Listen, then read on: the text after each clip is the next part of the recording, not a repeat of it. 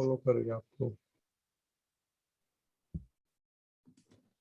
नमो वितरागाय नमो वीरागाय नमो अरिहंताणं नमो अरिहंताणं नमो सिद्धाणं नमो सिद्धाणं नमो आयरियाणं नमो वायुयाणं नमो वज्रायाणं नमो वज्रायाणं नमो लोय सवसाहुणं नमो लोय सवसाहुणं ऐसो पंच नमुक्कारो ऐसो पंचनमुखारो सौवपावपणासनो सवपावपनाशनो मंगलानं च सौवेसिं सौवेसिं पद्मं हवै मंगलम् मंगलम्। ओम नमो भगवते वासुदेवाय ओम नमो भगवते वासुदेवाय ओम नमः शिवाय। ओम नमः शिवाय। शिवाय। जय सच्चिदानंद। जय सच्चिदानंद। जय सच्चिदानंद। जय सच्चिदानंद शैलेश दादा, जय सच्चिदानंद रजनी दादा, जय सच्चिदानंद विधि दीदी, जय सच्चिदानंद खुशी दीदी। ओके ओके, जब आप ये रिपीट नहीं करवानो આપણે चलो प्रेयर श्रेया। जय सच्चिदानंद। हे दादा भगवान, आप मुझे ऐसी शक्ति प्रदान कीजिए कि मैं अपनी हेल्थ को कभी भी कॉम्प्रोमाइज नहीं करूं, ताकि मेरा शरीर रूप सागर मुझे मेरे देश को यानी कि पढ़ाई में और सत्संग में हमेशा सहायक बने।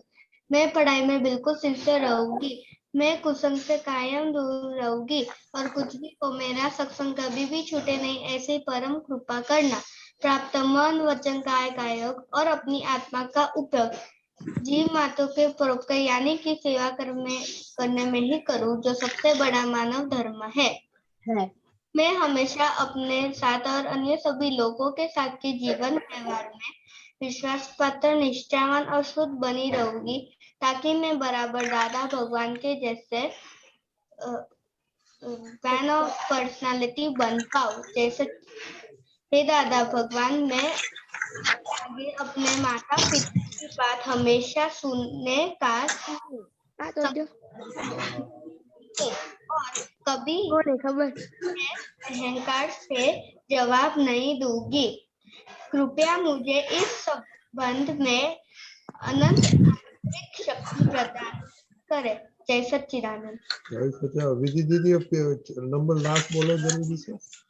हाँ, जय सच्चिदानंद। हे दादा भगवान, मैं आगे हमेशा अपने माता पिता की बात सुनने का संकल्प करती हूँ और कभी भी उन्हें अहंकार से जवाब नहीं दूंगी। कृपया इस संबंध में मुझे अनंत आंतरिक शक्ति प्रदान करें। जय सच्चिदानंद। Very good. ऐसे बोलने का सबको अभी आना मांगता है। ओके, खुशी मामा की घर स्टडी प्रेयर। हाँ, जय सच्चिदानंद। हे दादा भगवान, मुझे पढ़ने में और समझने में जो बाधाएं, जो अंतराएं आते हैं, जो भी ऑब्स्ट्रक्शंस आते हैं, उन सभी को तोड़ने का आप ऐसी कृपा करें कि जिससे मेरा दर्शन ऊपर का आवरण टूट जाए और मेरी पढ़ाई सही ढंग से हो, ऐसी आप मुझे परम शक्ति दे। जय सच्चिदानंद। ऐसे आपने कितनी दफा आज किया बोला? आज मैंने 2 बार बोला है प्रेयर। ओके ओके, फिर दीदी। हाँ, जय सच्चिदानंद। हे दादा भगवान, हे दादा भगवान, हम हैं आपके बच्चे, हम हैं आपके बच्चे, दिल के हैं सच्चे, दिल के हैं सच्चे, फिर भी है कच्चे, फिर भी है कच्चे, काम करेंगे अच्छे अच्छे, काम करेंगे अच्छे अच्छे, ओके, वेरी गुड। अभी अपना 3 गोल है, तो उसमें से आपका प्रोग्रेस कैसा हुआ लास्ट वीक से? अभी 7 दिन से हम मेजर करते हैं, तो सिर्फ बोलने का 1 2 3 में प्रोग्रेस कैसा चल रहा है? एक एक एक वीक हो गया। विधि दीदी, हाँ जय सच्चिदानंद। फर्स्ट में मेरा प्रोग्रेस अच्छा चल रहा है, लेकिन कोई कोई दिन मेरे से हो जाता है, अपमानित मतलब कर देती हूँ मैं। खुशी को हेल्प का कुछ दिन होता है, कुछ दिन नहीं होता, इसलिए उसमें न्यूट्रल है अभी। और फिजिक्स तो हर रोज होता ही है, इसलिए इसमें जो है वो उसमें जारी रखना है मुझे। फिर खुशी, जय सच्चिदानंद। मुझे गुस्से में तो अच्छा चल रहा है, पर मुझे कोई कोई दिन गुस्सा हो जाता है, तो मुझे वो गुस्से में फोकस करना है। और दूसरा मेरा है मैथ्स, तो मैं मैथ्स तो हर रोज करती हूँ, तो वो मुझे जारी रखना है। और मेरा सत्संग का होमवर्क भेजने का है, तो अभी तो अच्छा चल रहा है, पर कोई दिन चूक जाता है, कहीं बाहर जाता है, तो वो नहीं होना चाहिए, इसीलिए। और अन्य दीदी, जय सच्चिदानंद। मेरा फर्स्ट गोल ये था कि मैं वत्सल पर गुस्सा नहीं करूंगी, उसमें मैं कभी कभी गुस्सा हो जाती हूँ। दूसरा ये था कि मम्मी जो भी बनाए वो मैं खा लूंगी, भाव नहीं बिगाड़ूंगी। तो मम्मी ने लास्ट वीक में जो भी बनाया था वो सब खा लिया था मैंने, और भाव भी नहीं बिगाड़े थे। और थर्ड था कि मैं डेली रिपोर्ट भेजूंगी, तो मैं लास्ट वीक से डेली भेजती हूँ रिपोर्ट। ओके, और नंबर 3 चेंज कर देना कभी। Okay, okay. अरे हाँ जी सच्चिदानंद। मेरा फर्स्ट गोल ये था कि मम्मी जो बनाए वो मैं खा लूं, तो आज मैंने जो बनाया था वो मैंने खा लिया था। और हिंदी, आज कल मेरी हिंदी की एग्जाम है, तो आज मैंने किया था। और सत्संग होमवर्क वो आज मैंने भेजा था। ओके, और अभी 9 कलम लिख लिए आपने गुजराती इंग्लिश में? नहीं, ओ खुशी, छोटी बहन, मुझे 4वीं कलम नहीं आती, सिर्फ कौन सा 4th कलम। पहला आता है? हाँ आप बोलिए, पहला बोलिए। हाँ, मुझे वो तो नहीं, लेकिन मुझे ऐसे आता है, आज मैंने किसी का अहम नहीं डुबाया था। नहीं, ऐसा नहीं बोलने का। तो छोटी मुझे बहन, नहीं आता, वो तो मुझे नहीं आता। छोटी बहन के साथ प्रैक्टिस करना। ओके, हिर दीदी। हाँ हाँ जय सच्चिदानंद। मैंने निश्चय किया था कि आज मैं आड़ाई और अभाव नहीं करूंगी, तो आज मैंने आड़ाई और अभाव जरा भी नहीं किया था। और आज मुझे गुस्सा भी बहुत कम आया था, वो भी मुझे अपने आप पे ही गुस्सा आया था, और थोड़ा ज्यादा मैं जोर से बोल गई थी, तो इसलिए मुझे इसमें और ज्यादा इम्प्रूवमेंट लाना है कि मैं किसी पर भी गुस्सा ना करके अपने आप पे ही गुस्सा निकालूं। और तीसरा है कि डिस्ट्रैक्शन आज मुझे सिर्फ एक ही बार हुआ है, तो मुझे ये भी इम्प्रूवमेंट करना है कि मैं कभी भी डिस्ट्रैक्शन ही ना हो मुझे। तो ऐसे बोला कि लास्ट वीक से अभी बहुत अच्छा प्रोग्रेस है, ऐसा हमको हाँ। दिखाई जाता है। आज वत्सल, भी डिस्ट्रैक्शन जय 4 टाइम सच्चिदानंद। पर 1 टाइम ही हुआ है। ओके, जय सच्चिदानंद। मैं पहले बहुत फोन में खेलता था, लेकिन अब बहुत कम हो गया है। और मैं अब रोज रिपोर्ट सेंड करता हूँ। और मैं अभी एक्सरसाइज भी करता हूँ, हमने कब पहले से बहुत अच्छा है। देखो इधर ये अपना दादा की लैंग्वेज है, काम वो जास्ती नहीं है, एग्जैक्ट होना मांगता है। आपके लिखो, आपको 0 करने का था ना मोबाइल में। आपको वो बोलना, लिखा कि आपने कितना टाइम मोबाइल में किया, वो बोलने का। ओके ओके, श्रेया दीदी। जय सच्चिदानंद। मेरा पहला गोल ये मैथ्स का था, उसमें बहुत अच्छा नहीं रहा था लास्ट वीक से। फिर मेरा दूसरा गोल ये था कि मुझको स्टडीज दादा ज्ञान और टाइम टेबल में सिंसियर रहना है, उसमें थोड़ा अच्छा रहा था। और तीसरा गोल ये है कि मुझको मम्मी को लिसन करना है, उसमें ऐसा न्यूट्रल था। मोनिका दीदी। हाँ जय सच्चिदानंद। मेरा पहला गोल ये था कि मैं किसी की भी मिस्टेक्स ना देखूं, तो लास्ट वीक से अभी कम हुआ है, उसमें अच्छा प्रोग्रेस हुआ है। और दूसरा गोल ये है कि मैं मम्मी के साथ बिल्कुल लड़ाई ना करूं। तो पहले लास्ट वीक में कुछ ज्यादा ही था, पर आज मैंने बिल्कुल भी नहीं किया, उसमें भी प्रोग्रेस हो रहा है। और तीसरा गोल ये है कि मैं शेयरिंग करूँ सभी के साथ अपनी चीजें। तो घर पे कोई नहीं, इसलिए आज न्यूट्रल है, उसमें नहीं किया कुछ भी। आज तो आप मम्मी के साथ सारा दिन थी, दूसरा घर में कोई है ही नहीं ना। हाँ। हाँ, अपूर्वा दीदी। हाँ, जय सच्चिदानंद। मेरा पहला गोल ये था कि दादा के ज्ञान में सिंसियर रहूंगी। आज मैं 1 वीक से अच्छा है कि मैं रोज रिपोर्ट और ऑनलाइन भी करती हूँ सत्संग। और मैं मम्मी के साथ, मैं मम्मी का अहम या किसी का भी अहम नहीं दुभाऊं, वो भी अच्छा है, मैं किसी का अहम नहीं दुभाती हूँ। मेरा सेकंड गोल ये था कि मैं सभी की मदद करूं और वो मैं सभी की मदद करती हूँ। और थर्ड गोल ये था कि मैं किसी की गलती ना देखूं, वो भी मैं नहीं देखती हूँ गलती। प्रोग्रेस बहुत अच्छा है मेरा लास्ट वीक से। दर्शना। जय सच्चिदानंद। मेरा फर्स्ट गोल ये था कि मैं किसी के साथ लड़ाई नहीं करूंगी, बट लास्ट वीक से मैंने थोड़ा कम कर दिया अपने मम्मी और पापा और भाई के साथ लड़ाई करना। बट आज मैंने अपनी मम्मी पर कुछ ज्यादा ही चिल्ला दिया था। और मेरा सेकंड गोल ये था कि मैं मैथ करूंगी, बट लास्ट वीक से बहुत अच्छा था, बट आज मैंने नहीं किया था। और डोंट थिंक नेगेटिव थॉट्स में से मेरा अच्छा प्रोग्रेस चल रहा है। मैंने इस वीक में मतलब किसी के बारे में नेगेटिव नहीं सोचा, सबके बारे में पॉजिटिव सोचा, उसमें से 10 में से 10, तो मेरा अच्छा चल रहा है, इम्प्रूवमेंट है। खुशहाल। हाँ, जय सच्चिदानंद। मेरा फर्स्ट गोल ये था कि मुझे किसी के साथ भी लड़ाई नहीं करनी है।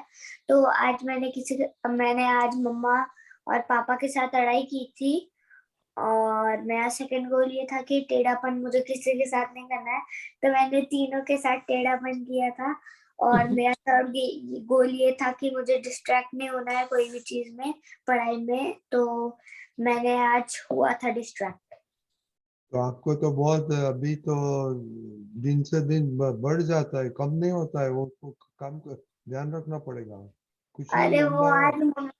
आज वो मम्मा कह रही थी कि वो पद का ऐसा वो करना था, तो आज मैंने मम्मा के ऊपर कर दिया था कि कर रहा हूँ। और मम्मा ने कहा था एक बार फिर से अच्छे से बोल लो, तो मैंने मम्मा को कहा था क्या मम्मा मुझे ऐसे नहीं करना है, ऐसे गुस्से से, तो मैंने हो गया था मुझे।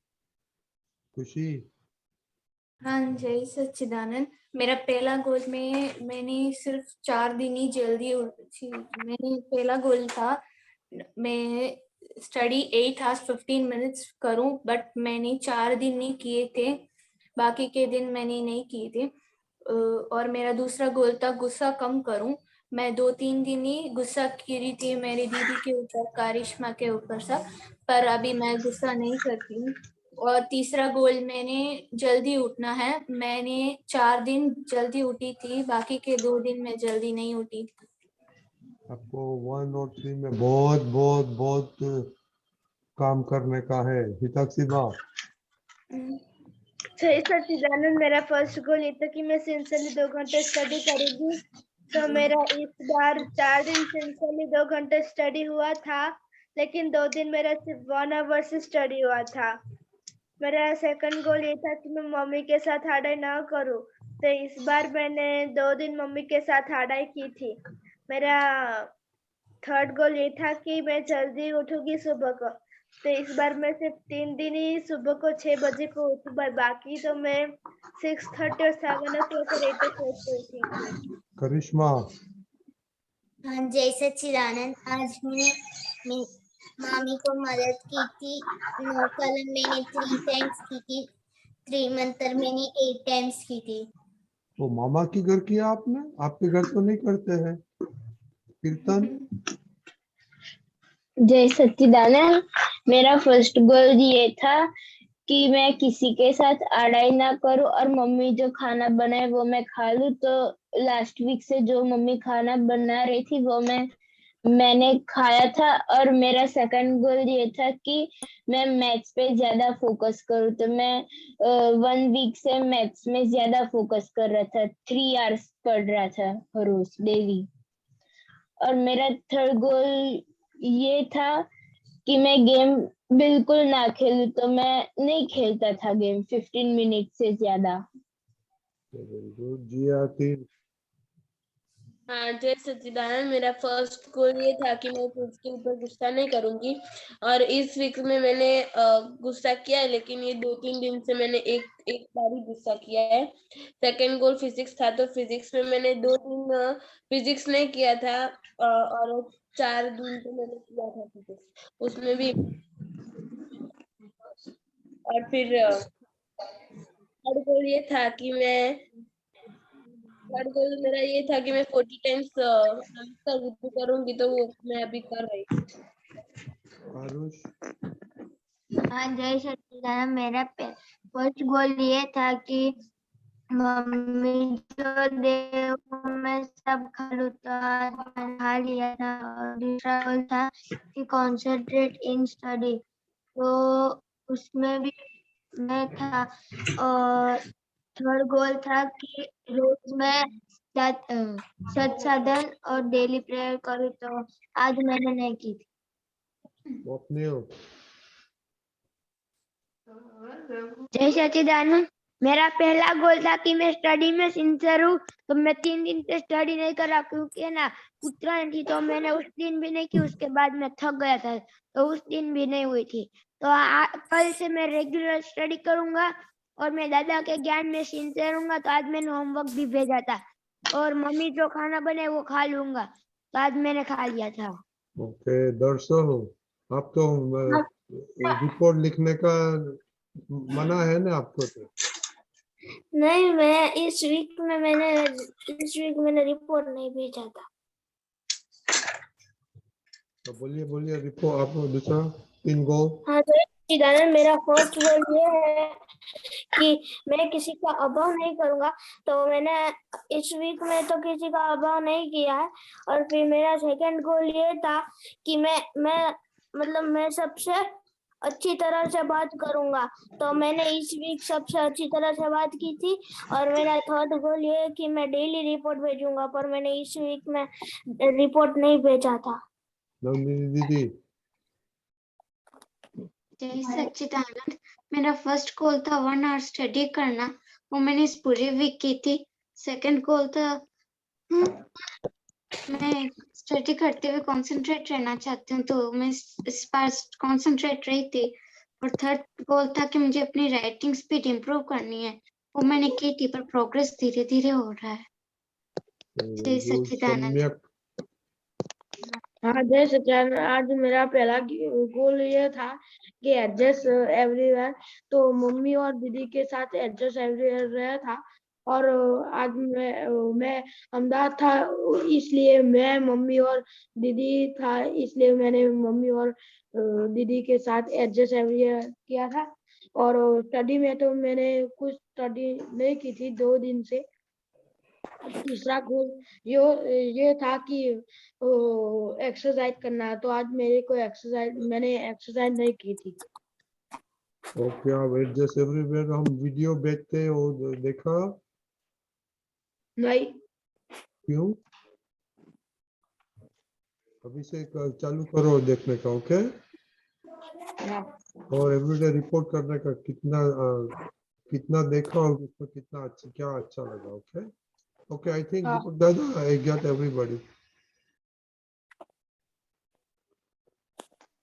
बच्चे को कभी थकावट होती है खेलने की? स्वप्निल, खेलते खेलते कभी थक जाते हैं आप? नहीं, लेकिन पढ़ने का होता है, रिपोर्ट भेजने का होता है, तो थक जाते ना? नहीं, उसमें याद ही नहीं आता था। और हाँ, तो ये जैसे खेलने का इम्पोर्टेंट आपने अंदर है ना, तो ये सब का भी थोड़ा धीमे धीमे उसका वो करो, इम्पोर्टेंस, महत्व क्या है, फिर वो अपने आप याद आएगा। खाने का भूलते नहीं है, सोने का भूलते नहीं है, खेलने का भूलते नहीं है, रिपोर्ट भेजने का ऑप्शन, समझ गए? आज मैंने भेजा था। आज भेजा, फिर लेकिन आगे नहीं भेजा, उसका क्या? तीन अब से मैं डेली तीन भेजूंगा। हाँ, और वो तो मोरबी के पटेल तो बहुत स्ट्रांग होते हैं, फिर आप कैसे ऐसे वीक हो गए? हाँ, समझ गए ना? हाँ और दर्शन ने तो सारा सारा वीक में रिपोर्ट नहीं भेजा, टोटल हॉलीडे। वो रात को सोया भी नहीं था, खाना भी नहीं खाया, खेला भी नहीं, पतंग भी नहीं वो चगाई, तो है ना? दीपक दादा, वो तो घर का राजा है, वो जो मन में आता है वही करता है वो। अच्छा, ये अभी ये अपने पर थोड़ा क्या बोलते हैं, भावना, दादा से शक्ति खूब मांगो, वरना फिर अभी से ये तो कितना टाइम हो गया, ये रिपोर्ट तो कैसे, रिपोर्ट तो भेजना ही है। हाँ, जय सच्चिदानंद। दादा वो तो किसी का नहीं सुनता है, मम्मी का भी नहीं सुनता है। तो मम्मी का मम्मी है आप? नहीं। फिर तो अभी करेंगे ना? हाँ ऐसा नक्की करो कि फिर से नक्की करना नहीं पड़े, वो भी डॉक्टर साहब बताएंगे। देखो, हाँ, अब से मैं डेली रिपोर्ट भेजूंगा। वेरी गुड, जय सच्चिदानंद। ऐसे जो के पहले तो आपने सब सुना, अभी थोड़ी बातें करो। तो आप लोग अपना गोल नक्की करते हो, वो अच्छी बात है। और गोल नक्की करने पर क्या है कि हमारी सब मशीनरी वहां पर फोकस होके अंदर से भी शक्ति मिलती है, अपनी समझ भी खुली होती है, और यूनिवर्स से भी हमको वो मिलती है। तो ये आपके नियमित छोटे छोटे गोल के बाद आपके बड़े गोल भी आएंगे। तो नक्की करना है, और नक्की करके सिंसियर रहोगे। दादा भगवान ने साइंस दिया था, मैंने पहले भी बताया होगा सत्संग में, कि आपके उम्र के बच्चे आते थे और दादाजी पूछते थे आपको क्या होना है। कोई बोलता था डॉक्टर होना है, कोई बोलता था इंजीनियर होना है, कोई बोलता था मुझे पायलट, व्हाटएवर। तो दादाजी बोलते थे हाँ आप नक्की करो, रोज सुबह में 5 बार याद करना, हमारा मुंह याद करके, और मैं आशीर्वाद देता हूँ आप हो जाएंगे। तो ये शैलेश को थोड़ा ताज्जुबी होता था कि ये अभी तो इतने छोटे हैं, कैसे ये बोलते हैं, और दादाजी भी आशीर्वाद देते हैं और हो जाएंगे कि नहीं। मगर इतने साल में देखा कि वो हो गए। तो फिर मैंने अंदर से साइंस समझने की कोशिश की दादा को प्रार्थना करके। तो मुझे समझ में आया कि पहले तो नक्की करते हैं, तो अंतर की हमारी जो मशीनरी है वो उस दिशा में कार्यरत होती है। जैसे हमारा पानी होता है, हम उसको टनल नहीं करेंगे तो वो निकम्मा जाएगा, मगर टनल किया तो वो शक्ति पानी की बहुत अच्छे ढंग से काम में लगती है। ऐसे ही नक्की करने से ही पहला हमारे अंदर से भी वो शक्तियां और समझ खिलती है, और दादाजी के आशीर्वाद वो अंतराय तोड़ देते हैं। तो आप जो जो भी नक्की करते हैं, फिर तो पूरे जीवन का भी ध्येय आप नक्की करोगे जो भी। तो सुबह में 5 बार याद करना, प्रार्थना करना दादाजी से, और दादाजी आशीर्वाद देंगे, आप हो जाएंगे। बस इतना सरल है, उसमें कोई मेहनत नहीं है। अभी दीपक आनंद जी ने जो बात बताई कि जो बात आपको जिस बात में आपको इंटरेस्ट है उसमें कभी थकान नहीं लगेगी, और वो याद भी रह जाएगा। कई बार लोग दादाजी से बोलते थे कि दादाजी मुझे पढ़ना याद नहीं रहता है। तो दादाजी बोलते थे तुमको क्या याद रहता है? तो बोले सब क्रिकेट के स्कोर मुझे कभी भी पूछो मुझे याद रहते हैं। या तो कोई बोलता है मुझे फिल्मी गीत याद रहते हैं। तो दादाजी ने बताया देखो, जहाँ इंटरेस्ट है वो चीज एकदम से याद रह जाएगी, जहाँ इंटरेस्ट नहीं है तो आपको याद नहीं रहेगा। तो इंटरेस्ट हमारा, हमारे कौन से क्या चीज हमारे हित में है और क्या नहीं है। जैसे खेत में पानी जिस तरफ चाहिए उस तरफ मोड़ देते हैं उसको, उसी तरफ हमारे इंटरेस्ट को हमको मोड़ देना है कि जो हमारे हित में है। ठीक है, और बाकी तो वो लोग जो प्रश्न पूछेंगे तो उनसे आधार से बात करेंगे। आप लोग तय करते हैं, नियमित है, तो मेरे धन्यवाद है। मेरी खूब खूब शुभकामना है आपके लिए कि आपकी शक्तियां बहुत अच्छे ढंग से विकसित होके व्यवहार और निश्चय सभी पहलुओं में आपको बहुत उत्कृष्ट परिणाम दे। मगर उसके लिए क्या है कि आपको अपना पात्र खुला रखना है। मैंने नक्की करना है, सिंसियरिटी से, दिल के भाव से। और जो लोग गुस्से की बात कर रहे हैं और कुछ बात कर रहे हैं या तो करने न करने की बात कर रहे हैं, तो एक कुदरत का नियम है कि जितनी सरलता, जितना मेरा अहंकार मृदु रुजु, जैसा मोल्ड करो ऐसा हो जाए कि हाँ मैं जरूर करूंगा, आनंद से करूंगा, तो कुदरत उसको बहुत सहायता करती है। और जब अहंकार थोड़ा जरा उड़े नहीं ऐसा होता है, तो कोई साइक्लोन आता है तो उसको उड़ा के ले जाता है। तो ये एक बहुत सूक्ष्म रहस्य बता रहा हूँ, इसलिए दादाजी ने बताया था कि हम तो परम विनय और सरलता नाम के गुण से जीवन जिए थे। सरलता, मैंने जो सामने आता है कोई कहता है तो हाँ जरूर, वो उसमें हमारा फायदा है। और विनय धर्म, तो फिर विनय होगा, सबके साथ प्रेम होगा, तो गुस्सा किसके ऊपर आएगा आपको? किसी पर भी। जिनको आता है वो सोच लेना, क्योंकि गुस्सा तो सब जला देता है, अंदर भी जलाता है, बाहर भी जलाता है। और दादाजी ने तो बोला कि गुस्से होना मैंने दीवार के साथ सर टकराना। तो ऐसी फुलिशनेस कौन करेंगे भैया? करेंगे? नहीं करना है। नहीं हाँ, तो सोचना, आप वैज्ञानिक ढंग से सोचना, हर एक चीज वैज्ञानिक ढंग से समझने से बिना मेहनत काम हो जाएगा। दादाजी ने एक ही बात बताई, समझो, ठीक ढंग से समझो समझो समझो। चलो, उनके बहुत हाथ उठे हुए हैं रजनी दादाजी, उनके प्रश्न ले। हाँ, उसके पहले एक थोड़ा पद सुन देगा। और जी, जो भी आप किसने होमवर्क, किसने टाइम टेबल किसने नहीं बनाया? जिसने नहीं बनाया आज के कल, everybody must make it. Okay, one more, आप सब अपना एकेडमिक रिजल्ट भेजो, स्कूल का रिजल्ट क्या आया वो सब भेजो। ओके, दीपक दादा को भेज सकते हैं। ओके, हाँ, ओके। मुझे भेजो। एक पहले पद सुनेंगे, बाद में क्वेश्चन लेंगे। ओके, कल का टर्न है वत्सल का, ट्यूसडे स्वप्निल, वेडनेसडे श्रेया, खुशी अहमदाबाद, थर्सडे। ओके, तो दर्शना। हाँ। अपने दिल को साफ बनाकर, अपने दिल को साफ बनाकर, मिटा दो हीनाचार, मिटा दो हीनाचार।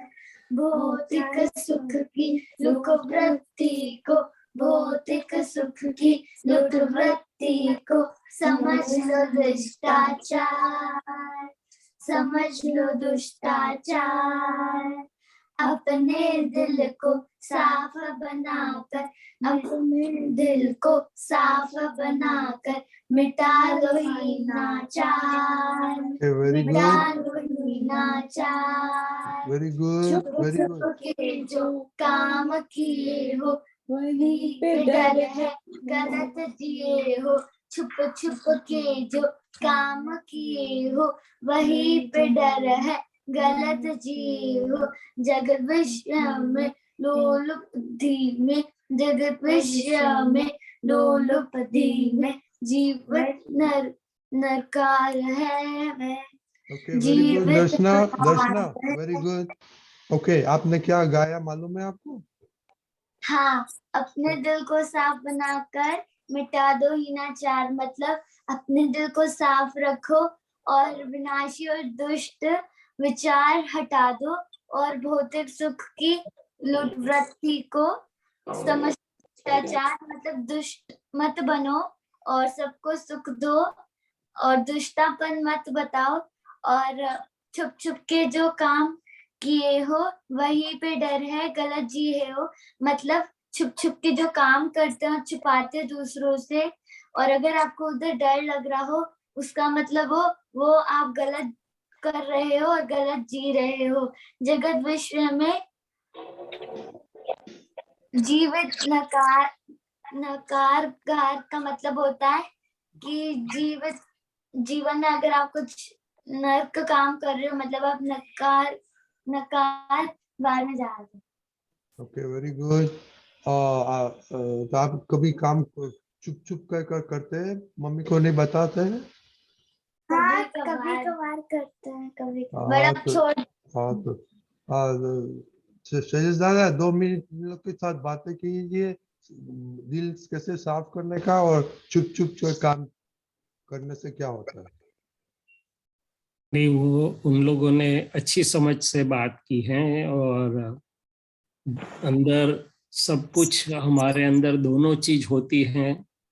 नीचे ले जाने वाली मैंने हीन वृत्ति या जिसे हम अनुचित आचार विचार उच्चार कहते हैं, वो भी होता है और अच्छे भी होते हैं। तो अंदर से हम शक्ति मांग के, माफी मांग के, प्रतिक्रमण करके अपनी अशुद्धियों को में से मुक्त हो सकते हैं। आएगी, मगर हम शक्ति मांगेंगे, प्रतिक्रमण, माफी मांगेंगे और शक्ति मांगेंगे।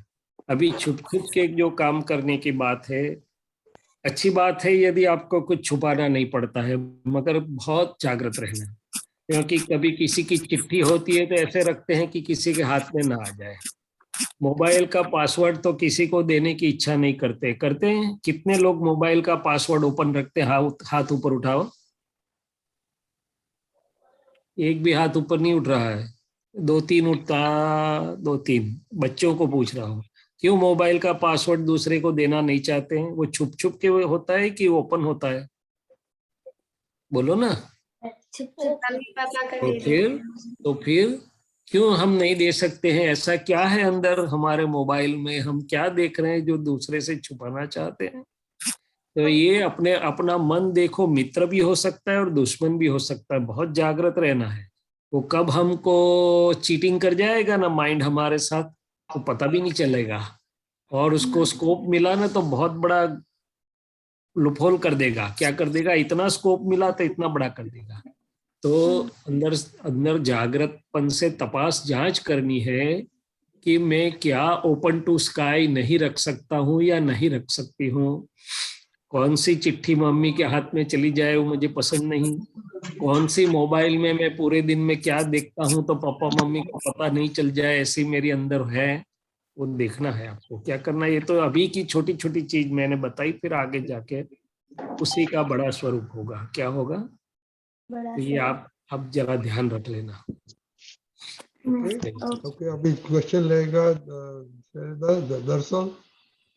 हाँ, जय सच्चिदानंद। मेरा ये क्वेश्चन था कि शैलेश दादा ने अभी बोला कि अगर कोई चीज में हमें उसमें ज्यादा ध्यान देना तो उसमें हमें इंटरेस्ट चाहिए, तो वो इंटरेस्ट हमें कैसे मिलेगा?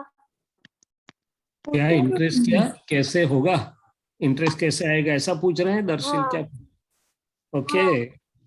हाँ, तो इंटरेस्ट क्या है कि जब हमारे अंदर की मशीनरी मन को, बुद्धि को समझ आती है कि इसमें मेरा कितना फायदा है, तो फिर धीरे धीरे इसमें इंटरेस्ट आता है। एक चीज। दूसरी चीज, जब उसमें आपको सफलता प्राप्त होने लगती है, उसका आनंद आता है, लोग भी आपको अप्रिशिएट करते हैं, तो आपका इंटरेस्ट बढ़ता जाएगा। तो पहली बात है कि अभी तो आप पप्पा मम्मी के पैसे से पढ़ रहे हैं। पप्पा मम्मी एक्टिवा दिलवा देंगे, फोन दिलवा देंगे, तो आपको ये पता नहीं है कि ये पढ़ाई करने का कितना महत्व है। मगर आप जरा देखोगे आंखें खोल के तो पता चलेगा कि 50-100 लोग एक क्लास में पढ़ते हैं। अभी 2 मार्क, 4 मार्क, 10 मार्क का डिफरेंस लगता है। आगे जाके एक बड़ा साहब हो जाता है, इंजीनियर, डॉक्टर, वो कोई कंपनी का CEO हो जाता है, और दूसरा उसी कंपनी में प्यून का नौकरी को लगता है। तो ये डिफरेंस किसने बनाया? तो बोले पहले ने इंटरेस्ट ले, उसने वैल्यू समझी इंटरेस्ट लेके, तो टाइम नहीं बिगाड़ा, स्टडी करके आगे चले गए। और दूसरे ने गिल्ली डांडा में, क्रिकेट में, इसमें टाइम गंवाया, तो वो टाइम निकल गया। तो इंटरेस्ट अभी क्रिकेट में लिया, इंटरेस्ट अभी वो गेम में लिया। वो लेने में हर्ज नहीं है, थोड़ा समय खेलिए, मगर लक्ष्य क्या होना चाहिए कि यदि मुझे इस दुनिया में मेरे खुद के ऊपर आगे आना है, मेरा तो जीवन अच्छा बने, मगर कई लोगों का जीवन यदि मुझे अच्छा बनाना है, तो मुझे खुद एम्पावर होना पड़ेगा, मेरी शक्ति का विकास करना पड़ेगा। और उसके लिए पढ़ाई मेरे लिए आवश्यक है कि मैं इतना अच्छा पढ़ाई करूं, इतना अच्छा स्किल्स एक्वायर करूं कि मेरा जीवन तो अच्छा हो, मगर मेरे माता पिता, मेरा फैमिली, मेरे कुछ मित्र, समाज, सबका जीवन के उत्कर्ष में मैं काम में लगूं। इसके लिए कितनी शक्ति चाहिएगी? वो कहाँ से आएगी? कहाँ से आएगी दरअसल? क्रिकेट में से। क्रिकेट में तो 11 ही लेते हैं, बाकी के तो सब गली में खेलते रहते हैं।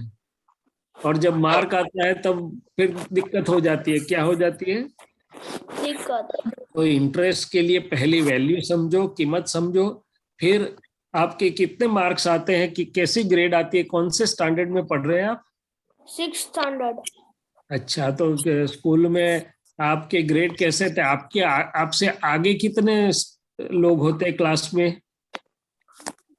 कभी मतलब अभी 3 एग्जाम गई तो एक एग्जाम में 2 लोग आगे थे, और फिर दूसरी एग्जाम थी उसमें तो एक ही आगे था, और तीसरी थी उसमें भी 2 लोग आगे थे। हाँ, तो हमें ये सोचना है कि ये 2 आगे क्यों हो गए, क्यों मेरा नंबर आगे ना आए।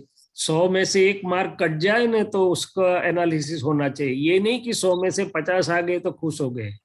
कट किधर गया वो सोचना है क्या दरअसल? तो हाँ। इंटरेस्ट ऐसे हमारे समझदारी से, उसका इम्पोर्टेंस है। और जब आपको इतने मार्क मिलते हैं तो आनंद होता है कि नहीं होता है? हाँ। तो पढ़ने में इंटरेस्ट बढ़ता है कि नहीं बढ़ता है? हाँ। लोग शाबाशी देते हैं तो इंटरेस्ट आएगा कि नहीं आएगा? हाँ। तो ऐसे ये पॉजिटिव सर्कल में जाओगे ना तो अपने आप बढ़ता जाएगा। क्या होता जाएगा? वो अपने आप इंटरेस्ट बढ़ता जाएगा। हाँ, पहले कीमत समझो और फिर उसको अप्लाई करोगे तो आपकी सफलता से ही आपको आनंद और लोगों की अप्रिसिएशन मिलते, इंटरेस्ट बढ़ेगा। और तीसरी चीज, निकम्मी चीजों में से इंटरेस्ट कम करना पड़ेगा। क्या करना पड़ेगा? कम करना पड़ेगा। वो तो विराट कोहली अकेले को क्रिकेट में से इतना पैसा मिलता है, धोनी को मिलता है, सबको थोड़ा मिलता है। बाकी के भूखे मरते हैं। क्या करते हैं? भूखे मरते हैं। चलो आगे चलते हैं। ओके। हाँ दरअसल आपको तो बहुत बहुत शक्ति मांगने का है। मोनिका।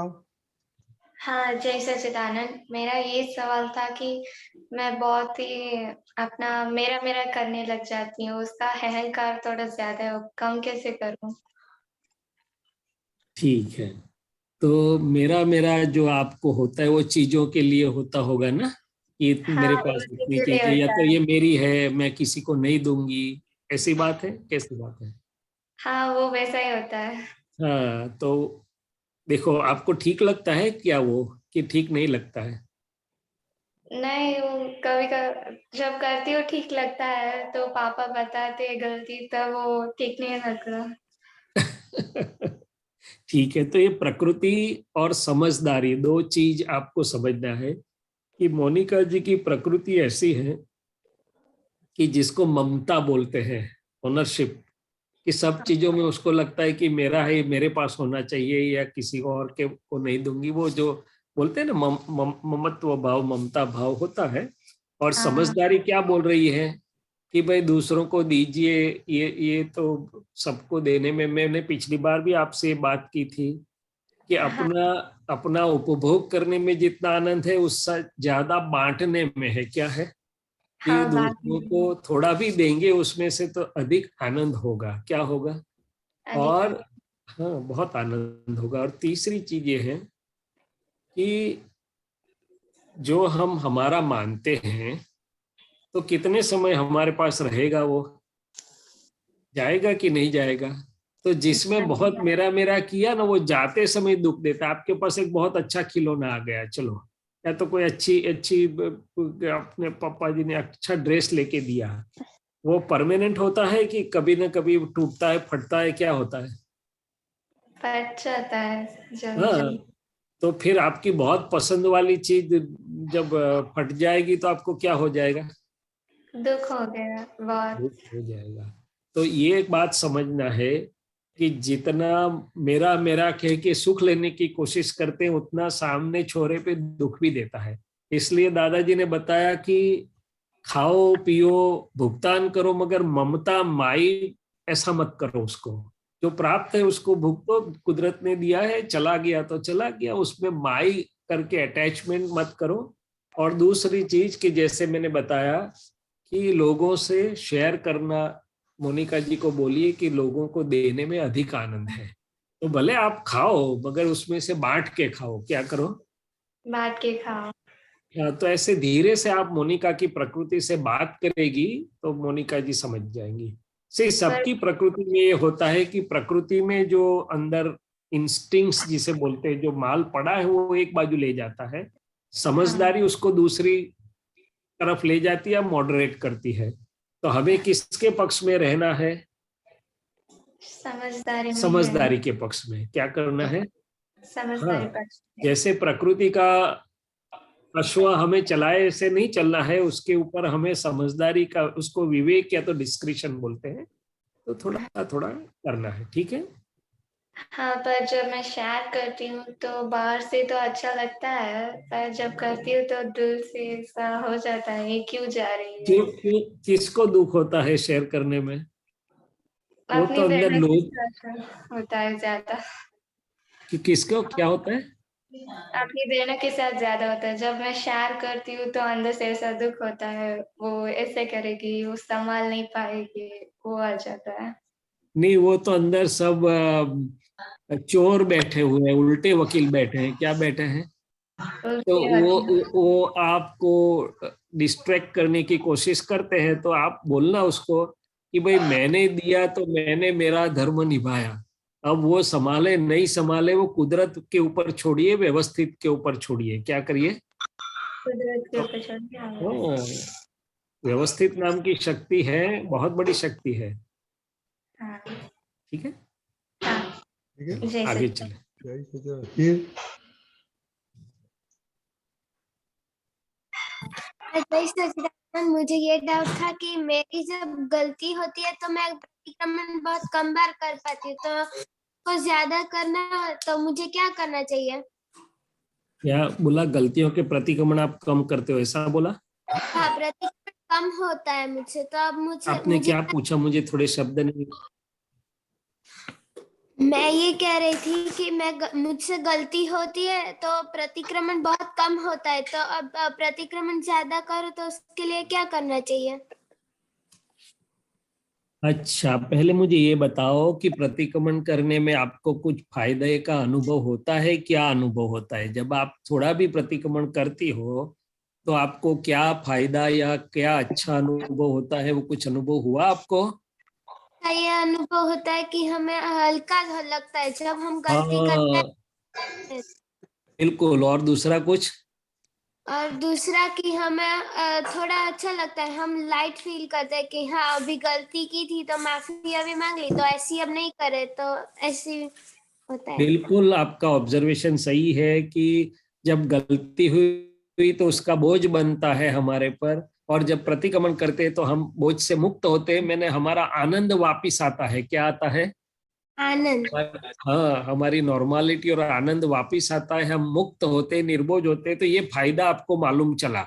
अभी आपने कोई किटकैट या आइसक्रीम खाया, वो अच्छा है तो आपको याद रहता है कि नहीं रहता है? वापिस बोलना पड़ता है कि आप अपने आप खा लेगी? नहीं, हमें याद रहता है। हाँ, और अपने आप खा लेगी कि नहीं मिलेगा तो? हाँ, तो ऐसा प्रतिक्रमण का जो अनुभव हमें याद रहता है कि नहीं, ये करने में मेहनत नहीं है मगर करने में तो हमें फायदा है, हम हल्के हो जाते हैं, हमारा आनंद वापिस होता है, आ जाता है। तो फिर प्रतिक्रमण अपने आप होने लगेंगे। क्या करने लगेंगे? अच्छा, तीसरी बात करता हूँ। आपने बहुत अच्छा नया ड्रेस पहना है और किसी की गलती से या तो कुछ से उसके ऊपर कुछ कादव पड़ गया, तो आप तुरंत साफ करोगी कि रहने दोगी? तुरंत साफ करूंगी। क्यों? क्योंकि वो गंदा हो जाएगा। हाँ, तो फिर अंदर का कपड़ा गंदा हो जाए उसको तुरंत साफ करना चाहिए कि रहने देना चाहिए?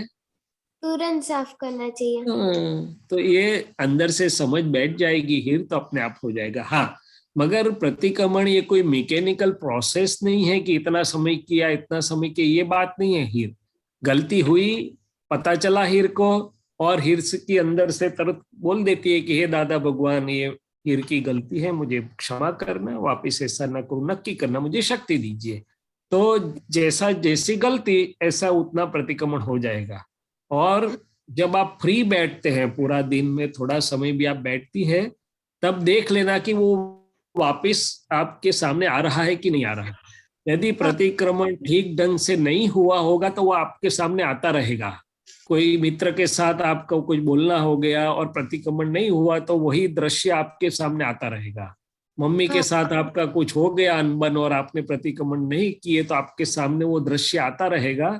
उसका मतलब है आप अभी पकड़े हुए हैं वो दृश्य की गलतियों में, तो उसका भार है, वहां से आप उसको धो देंगे तो वो फिर चला जाएगा। सो दादाजी ने एक बात ये बताई थी कि अपनी जो स्मृति यादगिरी जो होती है, अपने आप जो याद आता रहता है और अपने को यहाँ बग करता रहता है, वो वहां प्रतिक्रमण जरूरी है। तो दादा से शक्ति मांग के कर लेना, ठीक है? ठीक है। हाँ। तो अपनी फायदे वाली बात है। शीरा खाने में कोई मेहनत नहीं पड़ती है, अपने आप खा लेते हैं सब, प्रतिक्रमण तो अपने आप हो जाता है जब एक बार अनुभव में बैठते हैं। ओके। हाँ कीर्तन, हाँ, पीछे कोई हमें बारका चलता है, आपका टीवी का कुछ चलता है? हाँ,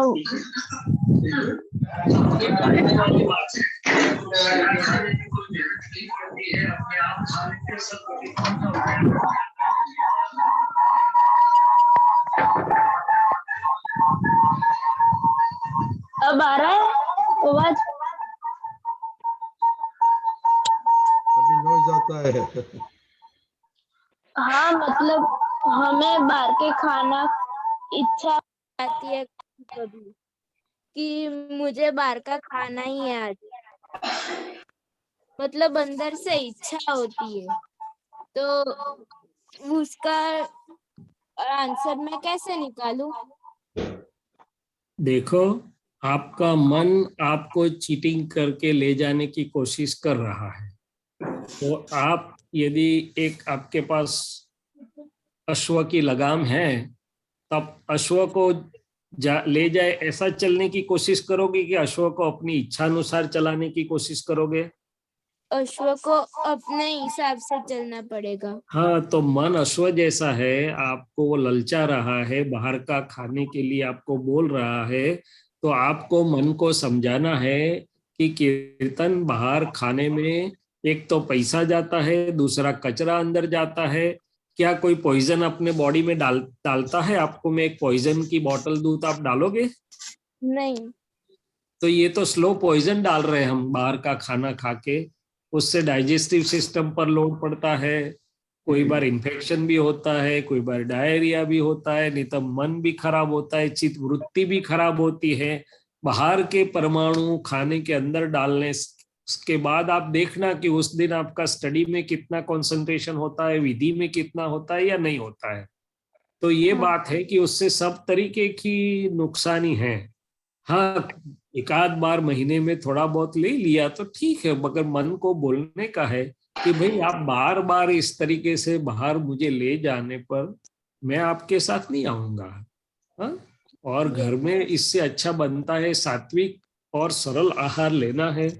और पैसे क्यों बर्बाद करूं मैं ऐसी फालतू की चीजों के लिए, और शरीर भी क्यों बिगाड़ू, मन क्यों बिगाड़ू, चित्त क्यों बिगाड़ू। तो वो मन की नहीं सुननी है। मन अपने हित के विषय में ले जाए, अपने ध्येय के अनुसार, गोल के अनुसार, वहां मन की सुनना है। और अपने गोल से विरुद्ध ले जाए तो मन को समझा देना है। हाँ, उसके अनुसार नहीं चलना है, नहीं तो वो तो कहीं ले जाके डाल देगा अपने को कुएं में, पता भी नहीं चलेगा। हाँ?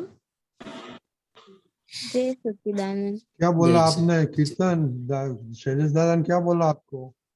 हाँ, कि हमें मन की नहीं सुननी चाहिए, मन को हमारी सुननी चाहिए। और जो गोल हमें अचीव करना है तब मन बोले तो कर लेना चाहिए कि मन सही बोल रहा है कि हमें वो करना चाहिए। और मन जब गलत बोले तब हमें माननी नहीं चाहिए। हमें मतलब करना है कि मुझे यही करना है और मैं नहीं खाऊंगा बाहर का। शैलेश दादा ने बोला ना कि बाहर का खाने के लिए खाएंगे तो शरीर तंदुरुस्त हो जाएगी, ऐसे बोला? हाँ बोला। हाँ बोला। शरीर का नुकसान, मन का भी नुकसान, चित्त का भी नुकसान, सभी नुकसान। हाँ। शरीर सुन- का भी सुन- नुकसान, मन का भी नुकसान। हाँ, हमने आप सुना तो नहीं मेरा बोलते हैं कि क्वेश्चन। मैं मेरे हेल्थ को कॉम्प्रोमाइज नहीं करूंगा या नहीं करूंगी, तो हेल्थ कॉम्प्रोमाइज होती है कि बूस्टअप होती है बाहर का खाने से? होती है। हाँ, तो फिर आप तो पहली प्रार्थना में बोलते हो कि मैं मेरे हेल्थ को कॉम्प्रोमाइज नहीं करूंगा ताकि मेरा हेल्थ मुझे सहाय करे। हाँ, अब से मैं ध्यान रखूंगा और बाहर का नहीं खाऊंगा। जी जरूर वेरी से। गुड। और लास्ट पॉइंट, कभी उनके किचन में जाके छुपके से देखना कैसे बनता है वो, उनके हाँ। हाथ देखना, ऐसा करते हैं वो उसी में डालते हैं, कई बार तो पैरों से रौंदते हैं वो। और कई बार तो एक स्टडी किया गया था, टाइम्स ऑफ इंडिया में, रेप्यूटेड न्यूज़पेपर में था, बड़ी बड़ी 5 स्टार होटल में वो लोग गए और वो जो डीप फ्रीजर में से जो बनाते हैं हम जाते हैं, तो उसका निकाला और देखा कि भाई कई दिनों का ओल्ड स्टॉक वो लोग फ्रीजर में रख देते हैं, फिर निकाल के देते हैं, और कई में तो फंगस भी था। ये 5 स्टार होटल की सिचुएशन ये थी, ये ऑफिशियल स्टडी था।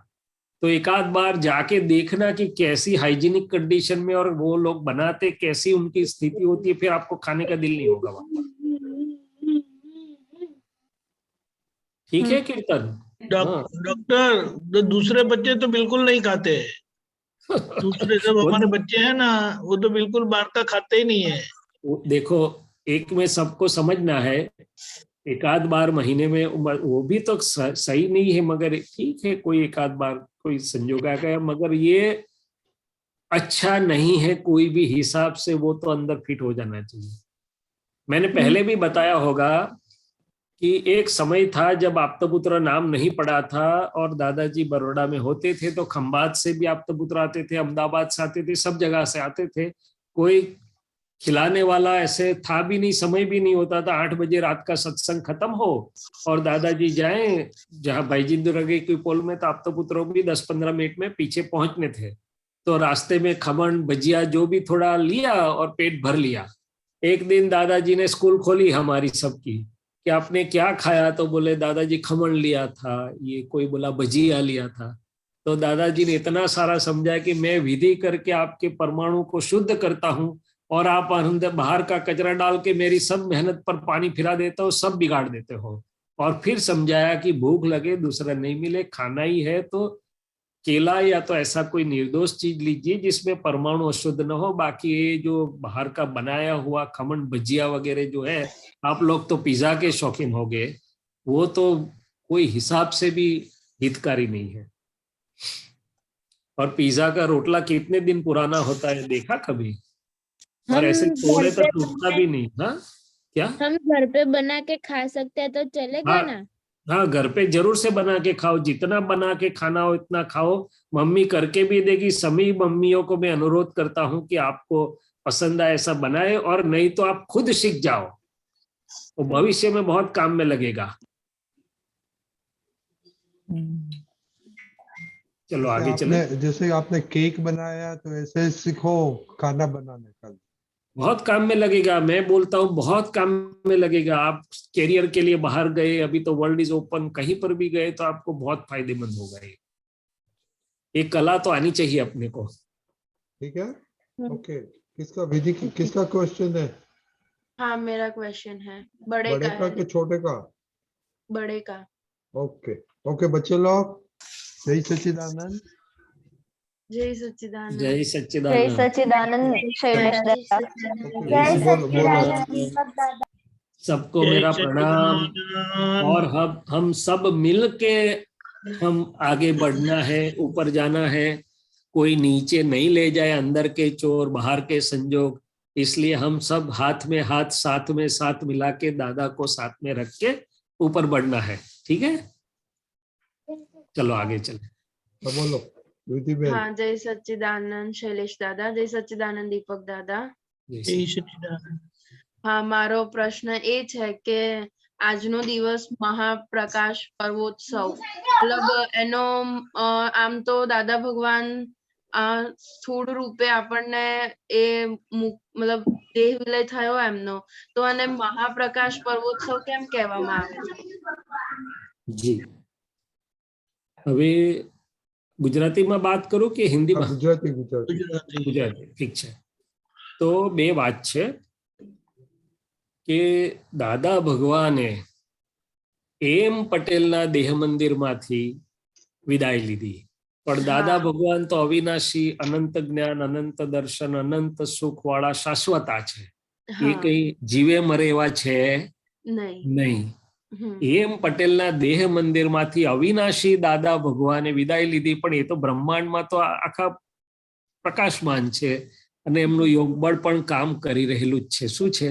એટલે આપણે જ્યારે દાદા ભગવાન બોલીએ છે ત્યારે અનંત જ્ઞાન, અનંત દર્શન, અનંત સુખ સ્વરૂપ, એ કેવળ જ્ઞાન એટલે કે સંપૂર્ણ શુદ્ધ જ્ઞાનની જ્યોતિ જે છે અને જેનું યશનામ કર્મ કામ કરી રહ્યું છે, જે કાયમના છે, એની વાત કરીએ છીએ. શું કરીએ છીએ?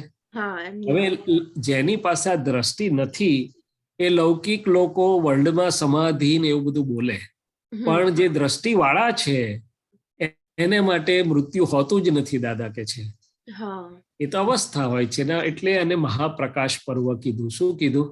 જેવી રીતે મહાવીર સ્વામી નિર્વાણ પામે છે તો એ તો વર્ધમાન સ્વામીના પરમાણુ બ્રહ્માંડમાં વિખરાઈ ગયા. મહાવીર તો આખા બ્રહ્માંડમાં આખો પ્રકાશ ફેલાઈને સિદ્ધ ગતિમાં જાય છે. શું જાય છે?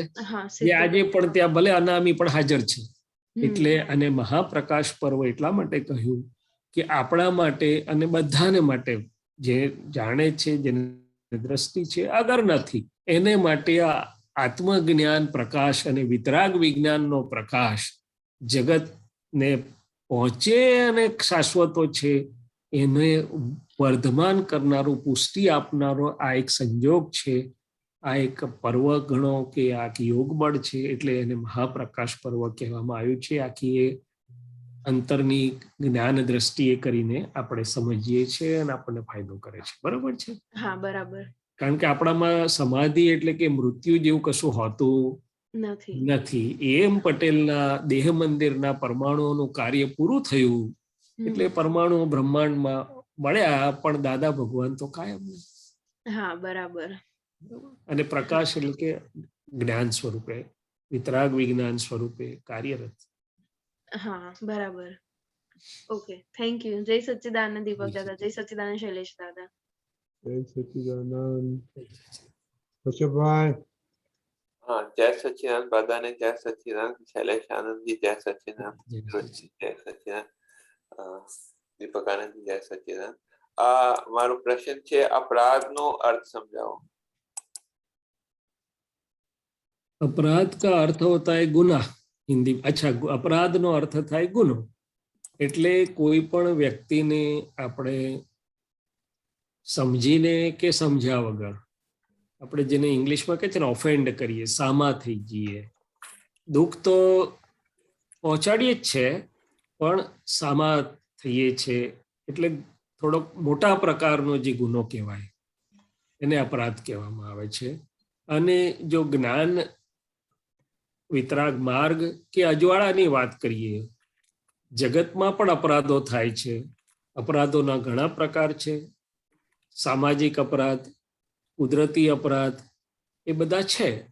અને મેં કહ્યું એમ કોઈ વ્યક્તિનો આપણે એટલું બધું સામે અહમ દુભાઈને સામા થયા કે થયો એટલે એની સાથે અપરાધ કર્યો. અને ખાસ કરીને વિતરાગ માર્ગમાં, જ્ઞાન માર્ગમાં જે માં અજવાળું થયેલું છે, જ્ઞાની છે, તીર્થંકરો છે, સત્પુરુષો છે, એ જ્ઞાનના વાહક નિમિત્તો, જ્ઞાનના સાધનો, ધારો કે આપતવાણીઓ હોય, આપતસૂત્રો હોય કે બીજા પણ જ્ઞાનના જે કંઈ પવિત્ર ગ્રંથો હોય, એમાં કંઈ પણ આપણે આવું વધુ પડતું એ કરીએ તો એ અપરાધમાં જાય. શું જાય?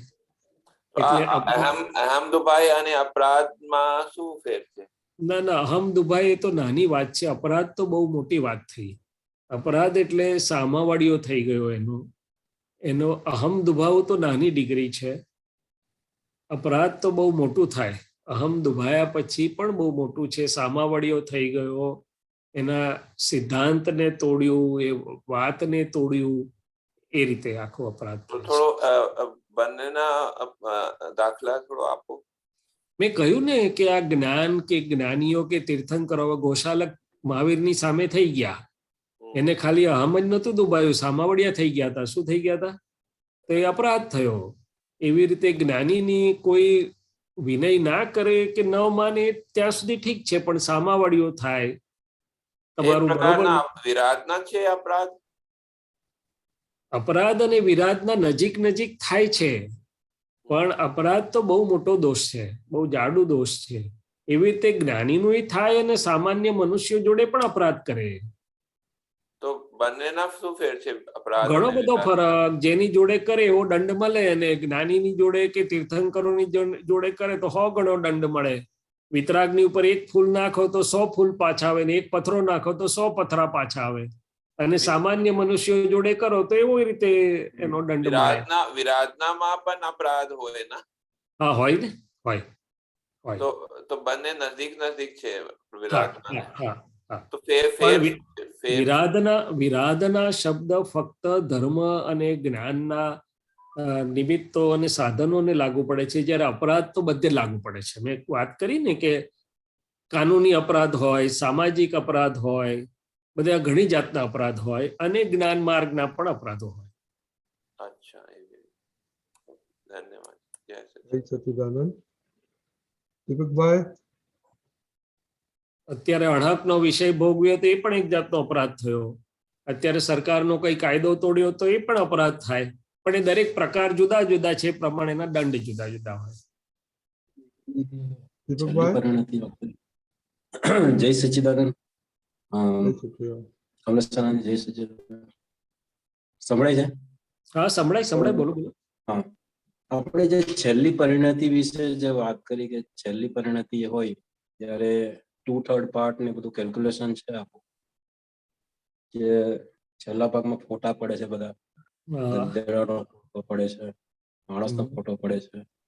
હવે આપણે આખી આ લાઈફમાં કર્યું હોય બધું દાદા ભગવાન, અને છેલ્લી પરિણતિ બગડે તો પછી એ જીવ એટલે એવું ડાઉટફુલ થાય આપણને કે આટલું બધું આપણે કર્યું હોય, છેલ્લી પરિણતિ બગડે વિધિન લાસ્ટ અવર. હા, સમજી ગયું. પૂછવું શું છે? What will happen? ના, દીપકભાઈ, પહેલા એક વાત સમજો કે આ વિજ્ઞાને જાણ્યું એ બરોબર છે કે 2/3 1/3 ના જંકશન પર ફોટાઓ પડે ને છેલ્લે બધા મોડિફાય પણ થાય, પણ આખા જિંદગીનું સરવૈયું જ છેલ્લે આવીને ઉભું રહે. કુદરત અને વ્યવસ્થિત શક્તિ કઈ કાચી પોચી નથી. એ તમે આખા જીવન દરમિયાન જે કર્યું છે એનું સરવૈયું છેલ્લે આવીને ઉભું રહે.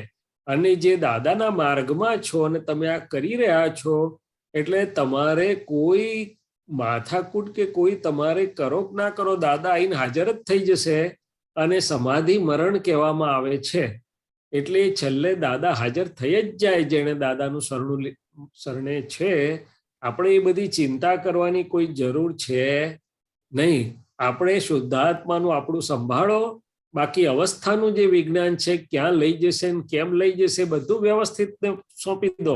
કોઈ ચિંતા આપણા હાથ નાખવાની જરૂર નથી. આપણે આપણું સંભાળો, બાકીનું વ્યવસ્થિત સંભાળી લેશે કે છે. અને મેં કહ્યું એમ દાદાએ કહ્યું છે, અને હું તમને દાખલા આપું. આપણે તો આટલો બધો સત્સંગમાં જોડાયેલા છીએ. મારા ભાઈ રાજકોટમાં કઝિન બ્રધર માસીના દીકરા અને એ ભાભી તો કેન્સર ને એ હતું ને 3-4-5 વર્ષથી જ સત્સંગમાં થોડા એક્ટિવ થયેલા, એટલે આટલી ડિસ્ટન્ટલી માને કરીને સત્સંગ બહુ એક્ટિવલી આપણી જેમ રોજ જોડાય એવું પણ નહીં. એ બ્રધરે મને ફોન કરીને કહ્યું કે ભાભી બાજુમાં કેન્સરમાં કેવી રીતે શાંતિથી જતા એને ખબર બી ના પડી બાજુમાં હતા તોય. એ તો એમની પુત્રવધુ આવીને કહ્યું ત્યારે ખ્યાલ આવ્યો કે ઓહ, આ તો દેહમાંથી સરસ રીતે વિદાય લઈ લીધી છે. એટલે એમણે કહ્યું કે મને ખાતરી થઈ ગઈ કે દાદા ખાલી બોલતા નથી, દાદા આવે છે અંત સમયે. સાંભળેલું ખરું કે દાદા આવશે છેલ્લે સમયે ને સમાધિ મરણ થશે. આવા તો રિયલ લાઈફ સિચ્યુએશનના સેંકડો દાખલા મેં મારી નજરે જોયા છે. કારણ કે ડોક્ટર તરીકે મને આ બધું જોવાનું ઘણો સ્કોપ મળે. એટલે આવા બધા વિકલ્પો કરવાની જરૂર નથી. આપણે આજનું કામ વર્તમાને વર્તે સદા સો જ્ઞાની જગમાય આપણે કરે જાઓ. દાદાએ કહ્યું બાકીની જવાબદારી એમની છે. ઓકે પ્રશ્ન કરીએ આપણે એ જે 9 મહિના જે બાળક ગર્ભમાં હોય ત્યારે એમને એ 9 વર્ષ સુધી અંધારામાં વેદના હોય એટલે એ પણ એ લોકોને તો બાળક તો જીવ નાનું હોય એકદમ એટલે એનું ફિલિંગ્સ હોય આમ ફિલિંગ્સ કે આ 9 મહિના અંધારામાં રહેવાનું હોય એવું છે કે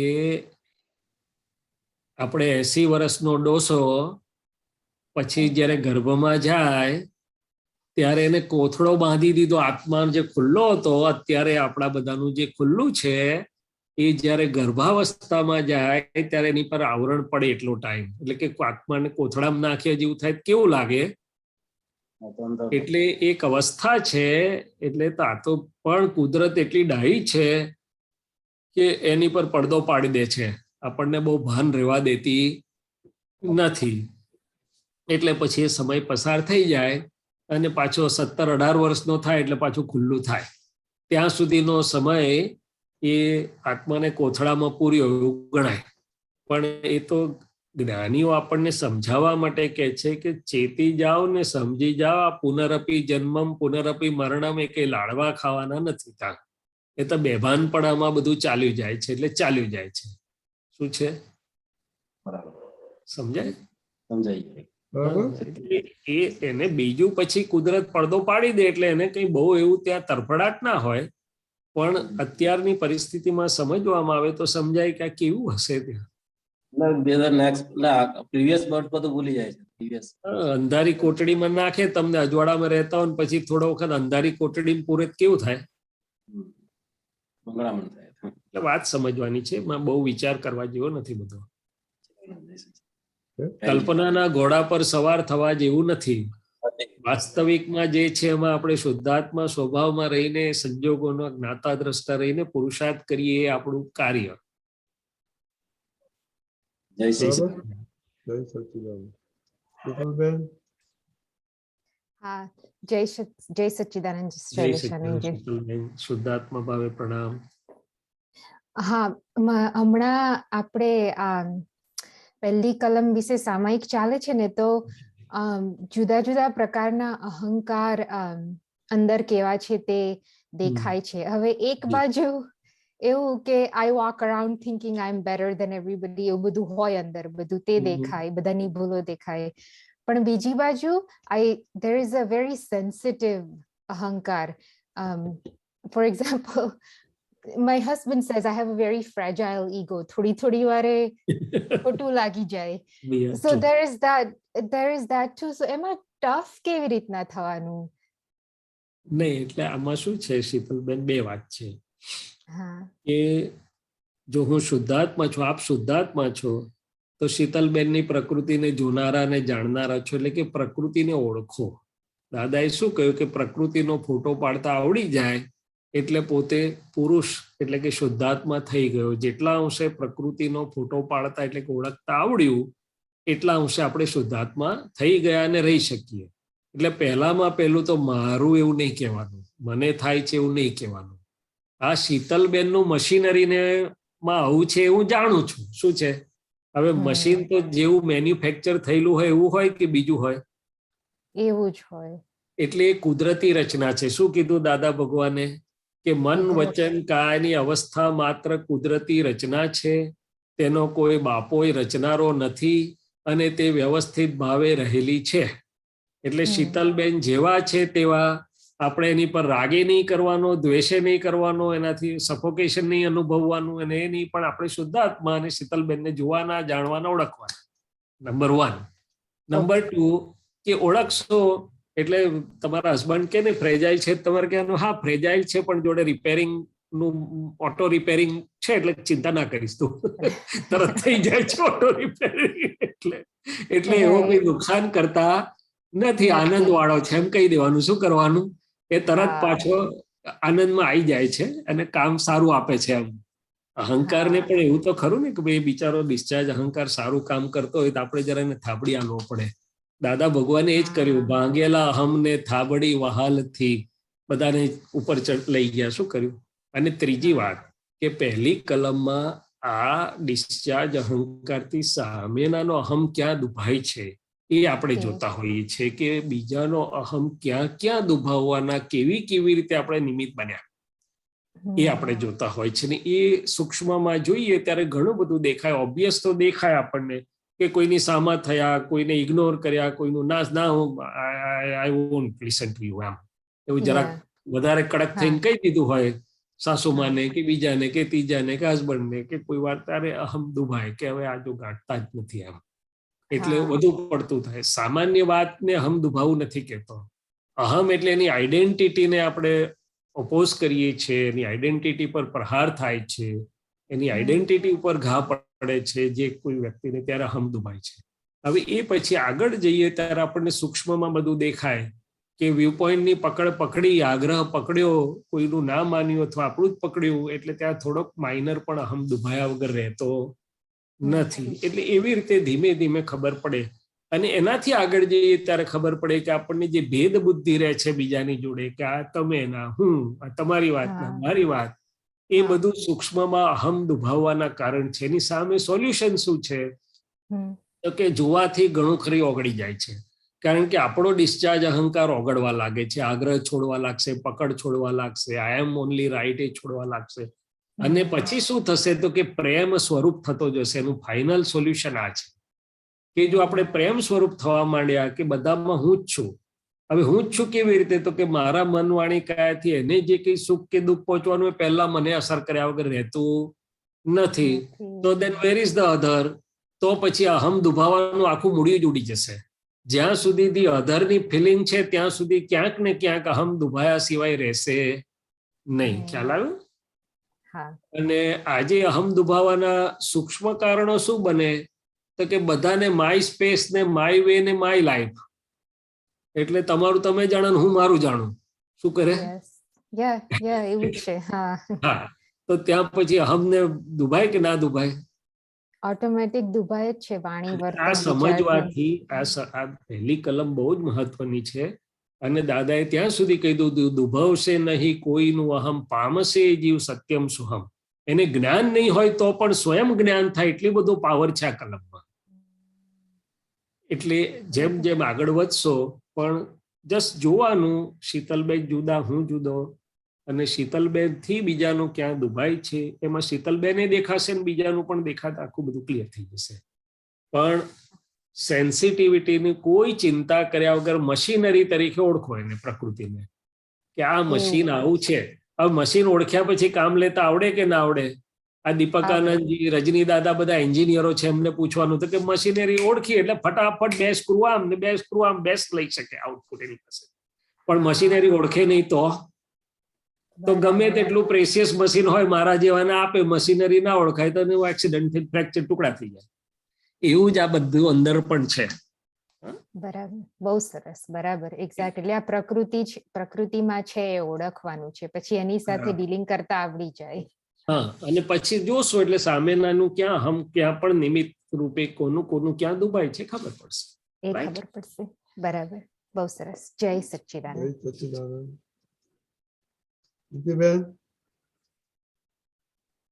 જય સચ્ચિદાનંદ શૈલેષાનંદજી, જય સચ્ચિદાનંદ, જય સચ્ચિદાનંદ દીપકાનંદજી, જય સચ્ચિદાનંદ ભાઈ. આપણે ક્વેશ્ચન છે, મને ઘણા દિવસથી આ પદ બહુ યાદ આવ્યા કરે છે. હું દાદાનો મહાત્મા અને દાદા મારી માથે છે, એ બહુ આવ્યા કરે છે. એટલે એ થોડું સમજવું હતું કે એ શું કહેવા માંગે છે, શું એમાં સમજવું, અને વર્તમાનમાં સદા રહેવું એ કેવી રીતના જોવાનું, વર્તમાનમાં નિરંતર કેવી રીતના રહેવાનું, સમજવાનું. તો હું દાદાનો મહાત્મા ને દાદા મારે માથે છે, એટલે આ આપણી ફાઇલ નંબર 1 બોલી રહી છે.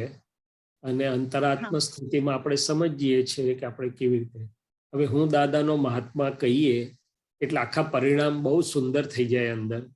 દાદાનું નિધિધ્યાસન રે, દાદા હાજર રે, હું મહાત્મા દાદાનો એટલે શરણે પણ છું, અને આખું એટલે ટૂંકમાં જ્ઞાન પરિણામ સુંદર થવા માંડે. શું માંડે? એટલે કહ્યું ને, બહિલો મારો મંગળિયો તે દાદાજીને શરણે છે.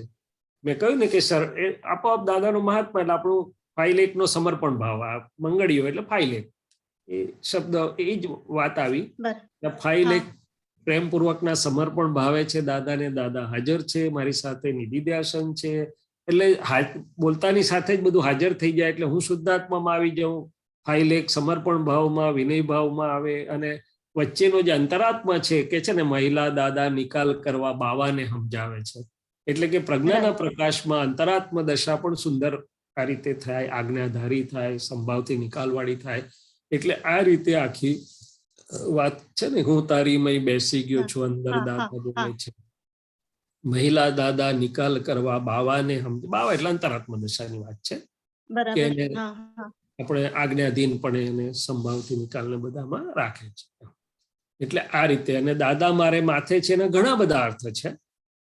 વિનય ભાવ, સમર્પણ ભાવ, લઘુ ભાવ, એ તો બધું આવે જ છે. અને બીજું કે ફાઇલ એક મૂંઝાતી હોય, આમ તેમ થતી હોય કે મારાથી રહેવાય છે નથી રહેવાતો, અંતરાત્મ દશામાં આમ તેમ થતું હોય તો દાદા મારે માથે છે બહુ મોટું શરણું પણ છે. આપણને સધિયારો છે કે ભાઈ દાદા માથે છે એટલે હવે મને વાંધો નથી. પણ એ બેફામપણું, હા, એ બેફામપણું નથી, પણ જાગ્રતપણાનો આખો સહારો છે. શું છે? એટલે દાદાએ કહ્યું કે જ્ઞાનીને મળ્યા પછી મારું શું થશે એવું કોઈ દાડો થાય નહીં. જેને જ્ઞાનીનો આશરો મળ્યો એને ઠેઠ સુધીનો આશરો છે. ઠેઠ સિમંદર સ્વામીથી સિદ્ધ ગતિ સુધીનો આશરો છે. એટલે કે છે કે દાદા મારે માથે છે. એટલે આમાં આગળ એવું સમજ કે નિરંતર મારે વર્તમાનમાં રહેવું એ કે શું આમાં? એટલે ના, એ વર્તમાનમાં રહેવાની વાત તમે કઈ જે કહો છો, આપણે બધા જે કહીએ છીએ એમાં બે વાત છે. એ વર્તમાનમાં રહેવું એટલે કે હું શુદ્ધાત્મા છું તો સમયે સમયે પ્રકૃતિમાં થતી ચીજો, મનમાં આવતા વિચારો, મન ભૂતકાળમાં જાય ને ભવિષ્યમાં જાય, બુદ્ધિ ભૂતકાળમાં જાય ને ભવિષ્યમાં જાય. પણ જો હું એને જોનારો અને જાણનારો છું તો હું વર્તમાનમાં છું. શું છે? આપણે બધાની ભૂલ એવી થાય છે કે મન ભૂતકાળમાં ના જાય ને મન ભવિષ્યમાં ના જાય, અંતસ્કરણ ભૂતકાળમાં ના જાય ને અંતસ્કરણ ભવિષ્યમાં ના જાય. ના, વાત એમ નથી. વાત એમ છે કે મારે મારા શુદ્ધ ઉપયોગથી અત્યારે શું બની રહ્યું છે જોવાનું છે. મારે ઉપયોગ ચૂકીને નથી જવાનું. 1987માં દાદા ભગવાને નજીકમાં જે સેવામાં હતા, અમેરિકામાં જ સત્સંગ થયો છે. એક મહાત્માએ પૂછ્યું કે દાદા મારાથી, એટલે નામ ફાઇલનું નામધારીનું નામ દીધું કે એનાથી વર્તમાનમાં રહેવાતું નથી. દાદા કે ફાઇલને વર્તમાનમાં નથી રહેવાનું, આપણે વર્તમાનમાં રહેવાનું છે. એટલે કે સમય સમયે ફાઇલમાં શું બની રહ્યું છે અંદર બહાર એને જોવું, જાણવું, એ વર્તમાન છે આપણો. શું છે? અને પછી પ્રજ્ઞા શક્તિ એને સમજાવે કે મન બહુ ભૂતકાળમાં ફરેતું હોય કે ભવિષ્યમાં જતું હોય તો વ્યવસ્થિત પ્રજ્ઞા એને કહેશે કે ભાઈ વ્યવસ્થિતની બહાર કશું છે નહીં, તમે શા માટે આવવા જવા. એટલે પછી એ નોર્મલ થાય. પણ મૂળ તો આપણો શુદ્ધ ઉપયોગ એટ અ ટાઈમ. અને બીજું વર્તમાનમાં રહેવું એટલે કે જે સામે સંજોગ છે ફાઇલોનો સંભાવથી નિકાલ કરો, બાકી જ્યારે આવશે ત્યારે જોઈ લઈશું. જે ગયું એ તો પાસ્ટ ઇઝ ગોન. એમાં કે પાછું આવે તો પ્રતિક્રમણ કરવાનું બાકી હોય તો કરી લો, એટલે વાત પૂરી થઈ. ઉર્ધ્વગમન છે સ્મૃતિ રહિત આત્મસ્વસ્થ સ્વયમેવ. જે અવસ્થા નોર્મલી ચોખ્ખી થઈને જતી રહી છે, વારે ઘડી આવશે નહીં ભૂતકાળ. જે આવે છે ત્યાં કશું જ્ઞાન એપ્લાય કરવાનું બાકી છે, એટલું જ આવશે. અને ભવિષ્યના માટે તો ભવિષ્યના માટે તો વ્યવસ્થિત આપેલું છે. એટલે ફાઇલ એક પણ ઘણું ખરું વર્તમાનના એમાં રહી શકે, પણ ફાઇલ રહે કે ના રહે મારે રહેવાનું છે. બરોબર છે ઉપયોગમાં. હા, એટલે મેઇન ધ્યેય એ રાખ્યો કે ફાઇલ જતી રહે પણ મારે રહેવું છે નિશ્ચય. ના, મારે હું શુદ્ધાત્મા ભાવે મનને જોઉં ને, પ્રકૃતિમાં થતી વસ્તુના અંદર બહાર ને જોઉં છું. એટલે હું વર્તમાનમાં છું. શું છે? ઓકે, હું શુદ્ધ ઉપયોગ કરીને હું વર્તમાનમાં છું. ફાઇલ તો ક્યાંય ફરતી હોય, જાય આમે જાય ને આમે જાય. એટલે મન આમે જાય ને આમે જાય. પછી સેકન્ડરીલી એને આવડે, ધીમે ધીમે મન પણ વર્તમાનમાં રહેતું થાય. વાત જુદી છે. જેમ જેમ ગ્રંથિઓમાંથી મુક્ત થાય છે, ભૂલોમાંથી મુક્ત થાય છે, એવું જ્ઞાની પુરુષનું મન વર્તમાન એટલે કે સમયવર્તી હોય. એમાં ક્યાંય બંધાયેલું ના હોય. જે આવે અનફોલ્ડ થયા કરે એ પ્રમાણે જ એમનું મન હોય. આપણું મન તો જાય, ભૂતકાળમાં જાય, ભવિષ્યમાં જાય. હા, થાય છે એવું. બરાબર. જય સચ્ચિદાનંદ. જય સચ્ચિદાનંદ.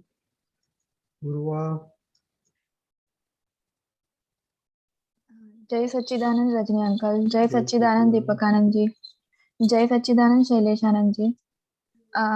शैलेशानंद जी, કાલે હું મમ્મી સાથે ફોન ઉપર વાત કરતી હતી, તો ફોન પર વાત કરતા કરતા મને રડવું આવી ગયું. તો પછી મમ્મીએ મને કીધું કે જો તને આ ભોગવટો આવ્યો ને તો હવે આ ભોગવટાને તારે જોઈ લેવાનો, નહીં તો પછી એ બાકી રહી જાય તારો, એટલે નહીં તો પછી એ ભોગવટો તારો ફરી આવશે. તો પછી મેં ટ્રાય કર્યો કે મેં આંખો બંધ કરીને ટ્રાય કર્યો કે હું એને જોઉં, પણ એક ક્વેશ્ચન માર્ક પર આવી ગઈ કે હું કેવી રીતના જોઉં, એટલે ક્યાંથી સ્ટાર્ટ કરું એમ. ના એટલે ઉર્વાબેન, તમને રડવું આવી ગયું એ તો મમ્મી જોડે કઈક એવી ઇમોશનલ મોમેન્ટ થઈ હોય તમારી ઉર્વાબેનની, એટલે એ તો ઠીક છે.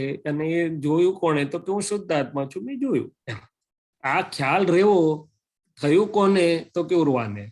જોયું કોણે? તો કે મેં શુદ્ધાત્મા સ્વભાવથી મેં જોયું જાણ્યું. ત્યારે તો આજે વાત કરો છો તમે કે આવું બન્યું. જો જોયું જાણ્યું ના હોત, એટલે આટલો ખ્યાલ રહ્યો એટલે તમે છૂટા થઈ ગયા. શું થઈ ગયા? નોય મારું. દાદા ભગવાન અમને એવું શીખવાડતા હતા, કઈ ના આવડે તો આટલું બોલજો, નોય મારું. હજી પણ થઈ રહ્યું છે, ઉર્વાને થાય છે હું શુદ્ધાત્મા છું એટલે આ મારું નથી. બીજી વાત થઈ ભોગવટાની. હવે એ ભોગવટો એટલે તો કઈ વાત કરે છે કે જ્યારે ઉર્વાને ગમે નહીં, ઉર્વાને સહન ના થાય, કંઈક પ્રતિકૂળતા આવે, કંઈક એવું તેવું થાય, ત્યારે ઉર્વાને જે અત્યારે ઊંચું નીચું થાય અથવા તો એને અસર પડે, તો એ ઉર્વાનો ભાગ છે. હું શુદ્ધ આત્મા છું એમ. ભોગવટો શાને લીધે આવે છે? ભોગવે તેની ભૂલના બે ભાગ છે. હવે પેલો ભાગ તો બધાને આવડે છે સંજોગનો, એટલે મારે એમાં જવું નથી.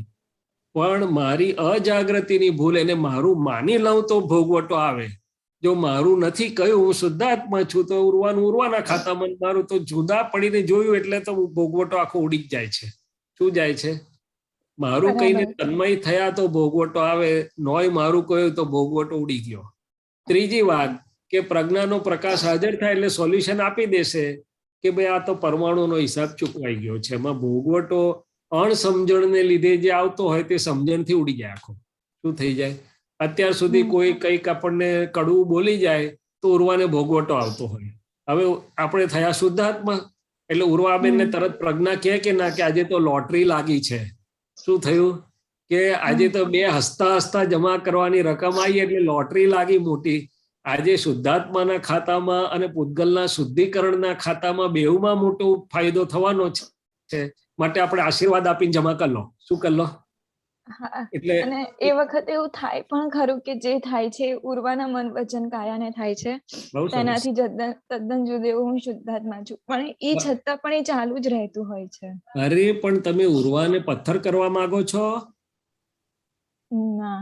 તો પછી તો ઉર્વા જે મન વચન અને કાયા ઇફેક્ટિવ છે, એ દાદા ભગવાનના વાક્યનો ખૂબ સ્ટડી કરજો કે મન વાણી ને કાંઈ ઇફેક્ટિવ એટલે કે વસ્તુ બને એટલે એની ઇફેક્ટ થાય. એ પરમાણુનો સ્વભાવ છે. શું છે? એ પથ્થરો નથી, અચળ ભાગ નથી, એ ચંચળ ભાગ છે. એટલે એની અસરો થાય. અને હું શુદ્ધાત્મા છું. આપણે અસરને જાણનારા છીએ. અસરથી મુક્ત એવો હું શુદ્ધાત્મા છું. પછી સ્કોપ મળશે એટલે પ્રજ્ઞા શક્તિ ઉર્વાને સમજાવશે. ત્યાં તો ઉર્વાની પ્રકૃતિને ઓળખવાની, આ જેવું શીતલબેનની પ્રકૃતિ છે એવું આ ઉર્વાબેનની પ્રકૃતિ છે. જરા આંખમાં આંસુ આવી જાય તો પરમાણુનો સ્વભાવ છે, એમાં કંઈ બીજું નથી. આપણે જાણવાનું કે આવા પરમાણુ છે, નીકળે છે, એમાં શું દુઃખ થઈ ગયું આપણને. અને પછી પ્રજ્ઞા એને સમજાવશે કે ઘડી ઘડી શું કરવા હું પાડો છો, એના કરતા આપણે સમજી આંસુ બહુ પ્રેશિયસ છે, વપરાઈ જાય તો એમ ધીમે ધીમે પ્રજ્ઞા વાત કરશે. એટલે કસૂરથી ડરવા જેવું નથી. આ પ્રકૃતિનો સ્વભાવ છે, પરમાણુની ઇફેક્ટ છે, એ કુદરતી છે, એને જુઓ ને જાણો. આપણે અક્રમ વિજ્ઞાનમાં મને એમ લાગે છે કે ભૂલ આટલી થાય છે કે આ બધું સમજું છું, જાણું છું, તો આ પ્રકૃતિ કેમ બંધ નથી થઈ જતી? ના, દાદા ભગવાને ક્યારેય પ્રકૃતિમાં કેમ આમ થાય છે એવું પૂછ્યું નથી, અને કેમ બંધ થઈ જતી નથી એવું પણ કહ્યું નથી.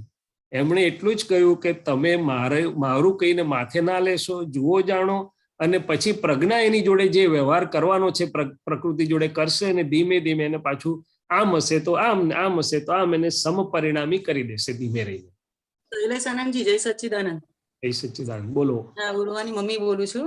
એકચ્યુઅલી ઉર્વા એકચ્યુઅલી હમણાં કેનેડા ગઈ છે ને તો મમ્મી યાદ આવે છે. હા, તો તે રડે તો ભલે ને રડતી, તેમાં હું તમારે અહીંથી હાથ મૂકવાનો માથે, કે બેટા અહીંથી હું મોકલું છું પ્રેમ ને મારા બે હાથ તારી જોડે માથે છે ને પણ મમ્મા રડે છે. તે બેવ રડે ને, એ તો પ્રકૃતિનો સ્વભાવ છે. તો હું સમજી ગયો બધું. એટલે જ કહું છું કે દવા એવી કરવાની કે બેવનું ફેરફાર થઈ જાય. એટલે બેવે કહેવાનું કે ભાઈ આપણે બેવ એકબીજાની જોડે છે ને ઉપર દાદાના બે હાથ છે. પરમાણુ એનો રોલ ભજવે, એની સામે પ્રજ્ઞા શક્તિ આપણને બધું સાધન આપે એવું છે. શું છે ગીતાબેન?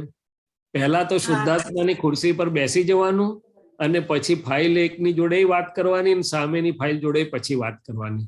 અને આંસુ આવે કઈ વાંધો નહીં, તો પૂતગલનો સ્વભાવ છે તે બધું એનું કામ કરે, આપણે આપણું કામ કરવાનું. ફેરફાર જ્ઞાન મૂકશો એટલે પાછું તરત બીજી મિનિટે બહુ સુંદર નીકળશે. કે કઈ વાંધો નહીં, આપણે બે સૂક્ષ્મ સ્વરૂપે હાથે છીએ ને, તો આગળ વધવા માટે કેનેડા ગઈ છે ને. બરાબર છે. હા, તો પછી એટલે કે ખૂબ બાબો ત્યાં છે પણ ખબર નહીં કેમ એને હમણાં જ હવે 2 દિવસથી જ એવું થાય છે. બાકી અત્યાર ભલે સુધી તો થાય, એકદમ પણ તમે રોકનારા કોણ છો? તમને રોકવાનું લાયસન્સ આલ્યું છે? ના તમારું રોકાઈ જશે તો એનું આપોઆપ રોકાઈ જશે. ના, એટલે હું તો નથી રડતી, એને જોઈને રડવું આવ્યું મને. લે જો પાછા કઈ વાંધો નહીં, આ કુદરતી છે, એમાં કઈ ડરવાનું નથી. આ વાત પણ કરેલી કે જેમના નિમિત્તે પહેલવેલા જ્ઞાનના દરવાજા ખુલેલા ચંદ્રકાંતભાઈ, ખૂબ પ્રભાવશાળી ને દાદાને પણ ખૂબ આશીર્વાદ ને રાજીપો. એકવાર સવિતાબા ચંદ્રકાંતભાઈના મમ્મી, એ પણ બહુ જ સુંદર જ્ઞાનમાં ને બહુ જ સમજુ ને બધી રીતે બહુ જ ઉમદા પરિણામ. તે દાદાને કહે છે કે દાદા મને આ ચંદ્રકાંત પર રાગ બહુ આવે છે. શું કીધું? રાગ બહુ આવે છે સવિતાબાને. દાદાએ કહ્યું તમને આવે છે કે સવિતાબાને? તો કે સવિતાબાને. તો કે મધર ચાઇલ્ડ ના કનેક્શન ના પરમાણુ છે, તમે જોયા કરો. અને પછી બીજો રસ્તો બતાડ્યો, શુદ્ધાત્મા જોવા જોઈએ એટલે પછી થઈ જાય. પણ એ પરમાણુની પ્રક્રિયા છે, પહેલા તો ઓળખો, એમાં હાથ ગાલીને ફેરફાર એટલે એને પછી પ્રજ્ઞા બધું કરી લેશે. શું કરી લેશે? ગોઠવવાનું એમ, ઉર્વાને થોડું કંઈક શીખવાડો. ઉર્વા ગોઠવશે ને, ઉર્વાને તો કીધું તો ખરું મેં કે દાદા હાથે છે, બધાના આશીર્વાદ સાથે છે. અને ઉર્વાબેન તમે આગળ વધવા આવ્યા છો ને અહીંયા, કમઅપ ચાલો. અને એ તો કશું કઈ એમાં બહુ દાદા ભગવાને બહુ સરસ કહ્યું કે રિલેટિવમાં બહુ ચોડીને ચીકણું કરશો નહીં. શું કરજો? બરાબર છે. હા, ઉપર સુપરફ્લુઅસ રહો ને દાદાને સોંપો. સીધી સાદી વાત સોંપો ને દાદાને યાર. પછી દાદા ના સંભાળે તો કેજો. આપણે સંભાળવું છે તો પછી આપણી તાકાત હોય તો સંભાળીએ, ના હોય તો કાલે એને એવું જ કીધું હતું. કાલ રાત્રે મેં એને એવું જ કીધું હતું કે મમ્મી રિલેટિવ છે, તું રિલેટિવ ને શું કરવા પકડે છે એમ.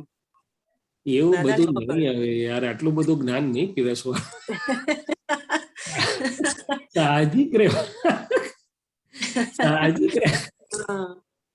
સાહજિક રહેવાનું કે હા આવે યાદ બેટા, પણ કઈ નહીં, હું તારા શુદ્ધાત્માને પ્રણામ કરું, તું મારા શુદ્ધાત્માને, આપણે બેવ દાદાને વંદન કરી. ચલો આપણે બેવ જે છે તેમાં we have to do the best.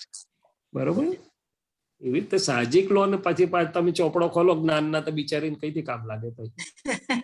હા, બરાબર છે. એ બધું શુષ્ક લાગે. શું લાગે? એ અંદર રાખવાનું આપણે. હા, બરાબર છે. જય સચ્ચિદાનંદ. જય સચ્ચિદાનંદ.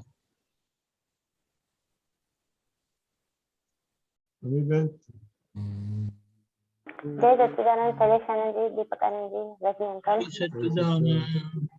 શૈલેષાનંદજી, આપણે હમણાં જે કીધું ને કે આ મન વચન કયા ઇફેક્ટિવ જ છે, તો આપણે ખાલી એને જોનારા રહ્યા, તો પછી આ 5 આજ્ઞા તો આ મન વચન કાયા ને અમીને મળી છે, તો એનું ઇફેક્ટિવનેસ જવું જોઈએ ને. આજ્ઞા આગળ આજ્ઞા પચશે તો આ ઇફેક્ટિવનેસ જશે ને? હા, જતી જ રહેશે. પહેલું મને એ કહો કે 5 આજ્ઞામાં અમીબેન કોણ છે, આપણે કોણ છીએ, અને આજ્ઞાનું પાલન ક્યાં થઈ રહ્યું છે, કયો ને મને. હું શુદ્ધાત્મા છું અને અમીને આજ્ઞા મળી છે. અને અંતરાત્મા દશાએ કરીને પ્રજ્ઞા શક્તિના પ્રકાશમાં અમી આજ્ઞામાં રહે છે કે નહીં, એનું બધું ઇમોશનલ પણ એનું જે બધું દેખાય છે પણ એમાં તન્મયાકાર પણ થઈ જવાય છે. નહીં ભલે થઈ જવાય, પણ દાદા ભગવાને શું કહ્યું કે મેં તમને પુરુષ બનાયા છે, એટલે તમને 5 આજ્ઞાનો પુરુષાર્થ આપ્યો છે. એટલે આજ્ઞામાં અમીબેન એકલા નથી. અમીબેન તો ફાઇલ એક છે. અંતરાત્મા દશાના લેવલ પર ડિમાર્કેશન પડે છે કે આ રિલેટિવ ના હું રિયલ શુદ્ધાત્મા છું. અને હમણાં આવ્યું ને કે મહિલા દાદા નિકાલ કરવા બાવાને સમજાવે છે.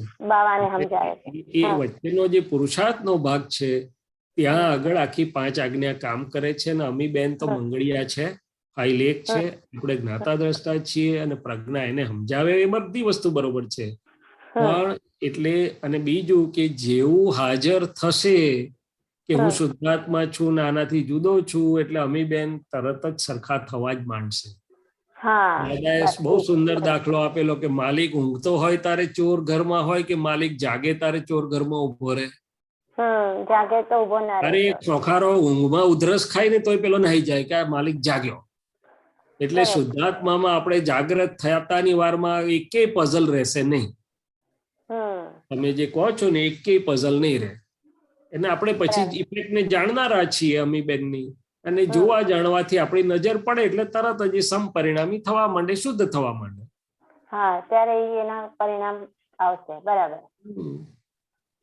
એટલે આ ઇફેક્ટિવ તો રહેવાનું છે, પણ એ આપણા જ્ઞાન ઇફેક્ટિવ એટલા માટે વાક્ય આપ્યું કે આપણા બધા મહાત્માને એમ થાય છે કે આમ કેમ થાય છે, આમ કેમ થાય છે. તે પ્રકૃતિને દાટો મારીને પથ્થર કરવા માંગે છે. પ્રકૃતિને કઈ અસર થવી જોઈએ નહીં, અથવા પ્રકૃતિમાં કઈ પરિણામ ઉભા થવા જોઈએ નહીં. આ પ્રકૃતિમાં પરિણામ ઉભા ના થાય તો જોશો શું, હું જોઈશ શું? તો પછી ધીમે ધીમે પ્રજ્ઞાના પ્રકાશમાં ચોખ્ખું થતું થતું દાદા ભગવાન જેવું કે મહાવીર જેવું વિતરાગ થઈ જાય ત્યારે આપણને જે જોઈએ છે એવા અંદર હલન ચલન ના હોય પરમાણુનો. અત્યારે તો હોય. અને છે એ ફાઇલ છે તો હું શુદ્ધાત્મા છું, અને ફાઇલ એકનો સંભાવથી નિકાલ કરવો એ મારી મોટામાં મોટું મારું પુરુષાર્થ ધર્મ છે. જ્ઞાતા દ્રષ્ટા તરીકે જો પ્રજ્ઞ પ્રકાશમાં આખું ફાઇલ એકના પરિણામોને ધીમે ધીમે બધો નિકાલ થાય. કરેક્ટ. બરાબર. સરસ. જય સચ્ચિદાનંદ. હા, દીપિકાજી આપણો ટાઈમ થઈ ગયો સામાયિકનો. દીપિકાજી. જય સચ્ચિદાનંદ.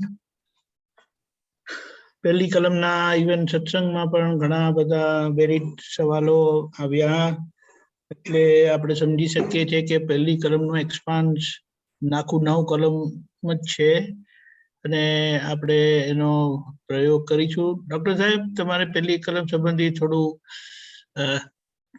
એક્સપાન્ડ કરવું હોય તો કરો ને, સારું રહેશે. આજે સરસ દિવસ છે. જય સચ્ચિદાનંદ. દાદા ભગવાન આખી 14 લોકના નાથ, બધું ખુલેલું, અને રિલેટિવમાં પણ બધી સિદ્ધિઓ, છતાંય એટલા લઘુભાવે રહ્યા કે એક બાળકનો પણ હમ દુભાય નહીં, કોઈને ઠેસ પહોંચે નહીં, એવું આપણે બધાએ જોયું. છેલ્લે છેલ્લે તો એમણે એવું એ લીધેલું, પ્રેમ સ્વરૂપ તો થયું જ.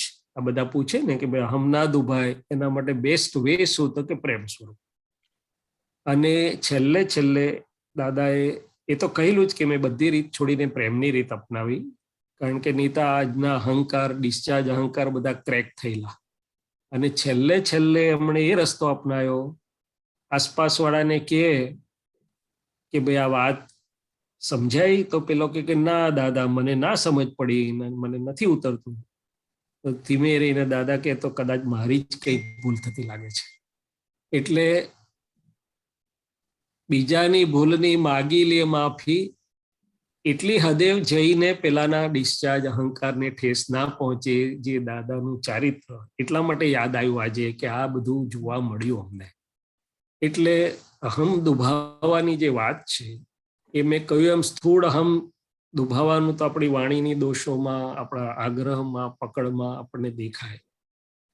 ઘણીવાર પેલો વિનયપૂર્વક કઈ વાત કરે, ભલે આપણે સ્વીકારીએ ન સ્વીકારીએ, આપણે એ વસ્તુ જુદી થઈ, પણ વાત સાંભળવી નહીં દાદા ભગવાને કહ્યું કે મહાવીર તો વિરોધીની વાત પણ પ્રેમથી બેસાડીને સાંભળતા હતા, અને આપણને તો જો જરાક અનુકૂળ ના આવે ને તો બ્લન્ટલી જાને હવે યાર માથાકૂટ ના કરીશ, થશે જે થવાનું હોય તે. હવે આ બધી જે વસ્તુઓ આપણા જીવનમાં બને છે, સામેવાળાને આપણે વ્યવહારમાં ઘણા લોકો શું કે મેનેજમેન્ટની સ્ટાઇલમાં કટ ટુ સાઇઝ કરી નાખ્યો કે છે. એટલે કોને કટ ટુ સાઇઝ કર્યો, તું થઈ ગયો કે છે કોઈ. એટલે કે સામેનાના અસ્તિત્વને સ્વીકાર ન કરતા આપણે ગુરુભાવ, એ બધું જ હમ દુભાવવાનું કારણ.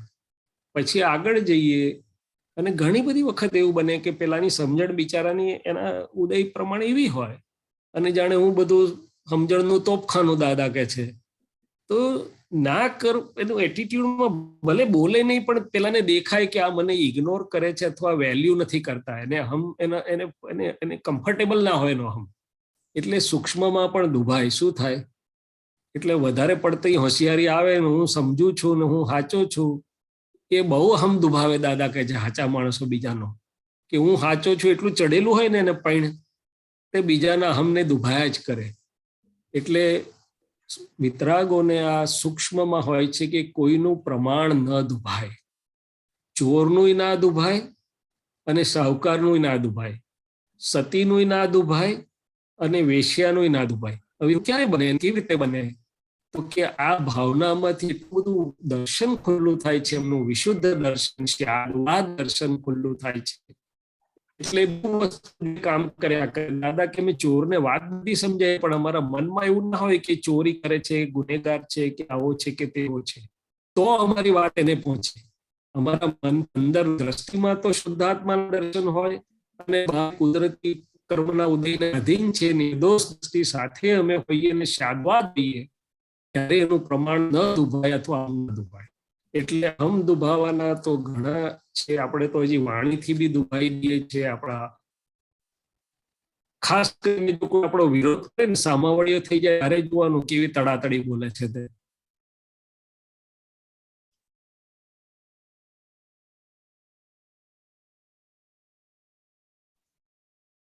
Lost him? Looks like. He's coming back.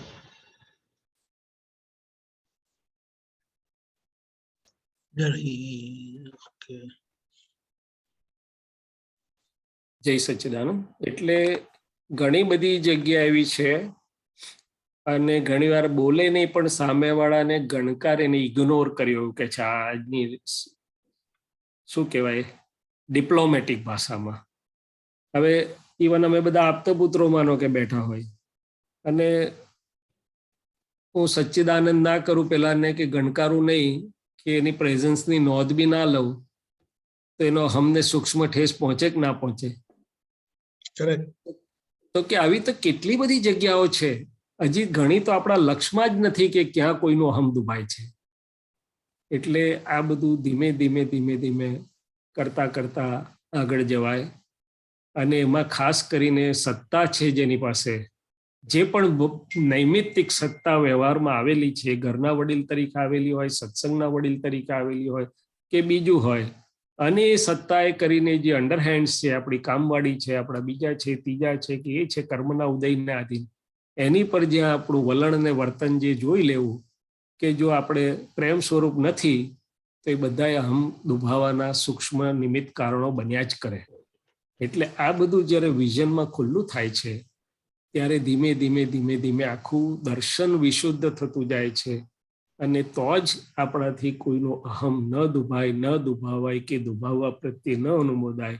અને આગળ કે છે એવી શ્યાદવાદ વાણી, શ્યાદવાદ વર્તન અને શ્યાદવાદ મનન કરવાની શક્તિ આપો.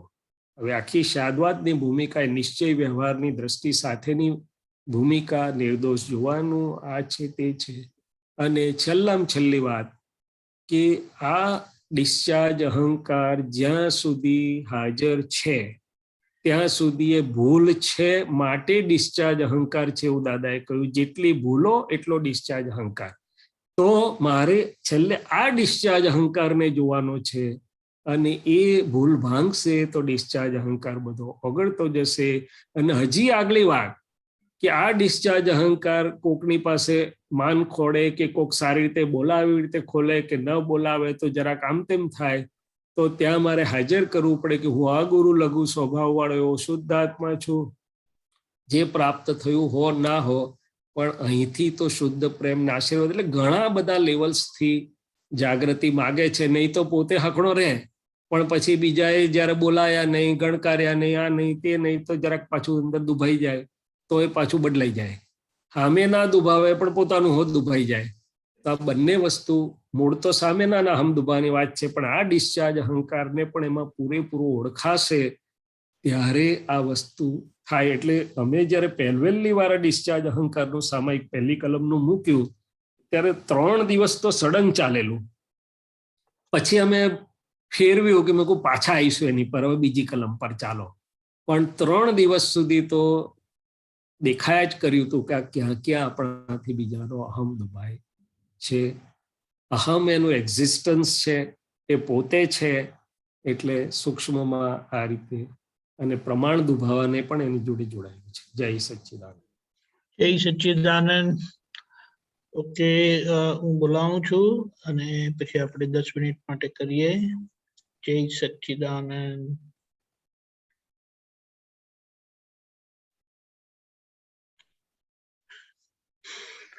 હે દાદા ભગવાન, હે દાદા ભગવાન, હે શ્રી સિમંદર સ્વામી પ્રભુ, હે શ્રી સિમંદર સ્વામી પ્રભુ, શુદ્ધાત્માના દિવ્ય જ્ઞાન પ્રકાશમાં, શુદ્ધાત્માના દિવ્ય જ્ઞાન પ્રકાશમાં, પ્રજ્ઞ પ્રકાશમાં, પ્રજ્ઞ પ્રકાશમાં આજ દિન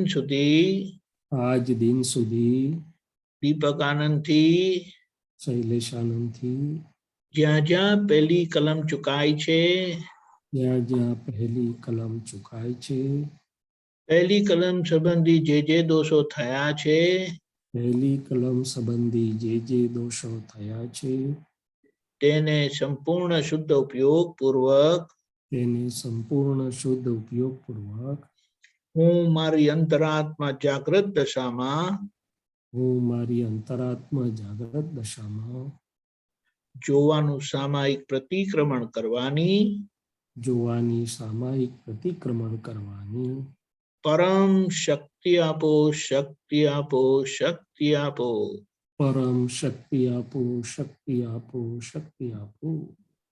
હે શુદ્ધાત્મા ભગવાન, તમે જુદા, દીપક આનંદ જુદા. હે શુદ્ધાત્મા ભગવાન, તમે જુદા, શૈલેષાનંદ. હે શુદ્ધાત્મા ભગવાન, તમે રિયલ છો, દીપક આનંદ રિલેટિવ છે. હે શુદ્ધાત્મા ભગવાન, આપ રિયલ છો, શૈલેષાનંદ રિલેટિવ છે. હે શુદ્ધાત્મા ભગવાન, તમે પરમેનન્ટ છો, દીપક આનંદ ટેમ્પરરી છે. હે શુદ્ધાત્મા ભગવાન, તમે પરમેનન્ટ છો, શૈલેષાનંદ ટેમ્પરરી છે. હું શુદ્ધ આત્મા છું, હું શુદ્ધ આત્મા છું, હું શુદ્ધ આત્મા છું, હું શુદ્ધ આત્મા છું, હું શુદ્ધ આત્મા છું. હું શુદ્ધ આત્મા છું. અવસ્થા માત્ર કુદરતી રચના છે, અવસ્થા માત્ર કુદરતી રચના છે, તેનો કોઈ બાપોએ રચનાર નથી, તેનો કોઈ બાપોય રચનાર નથી, અને તે વ્યવસ્થિત છે. અને તે વ્યવસ્થિત છે. હું દાદા ભગવાન જેવો શુદ્ધ આત્મા છું. હું દાદા ભગવાન જેવો શુદ્ધ આત્મા છું. હું શ્રી સિમંદર સ્વામી ભગવાન જેવો શુદ્ધ આત્મા છું. હું શ્રી સિમંદર સ્વામી ભગવાન જેવો શુદ્ધ આત્મા. હું ઋષભદેવ દાદા ભગવાન જેવો શુદ્ધ આત્મા છું. હું ઋષભદેવ દાદા ભગવાન જેવો શુદ્ધ આત્મા છું. હું પરમ જ્યોતિ સ્વરૂપ સિદ્ધ ભગવાન છું. હું પરમ જ્યોતિ સ્વરૂપ સિદ્ધ ભગવાન છું. હું શુદ્ધ આત્મા છું. હું શુદ્ધ આત્મા છું. જય સચ્ચિદાનંદ.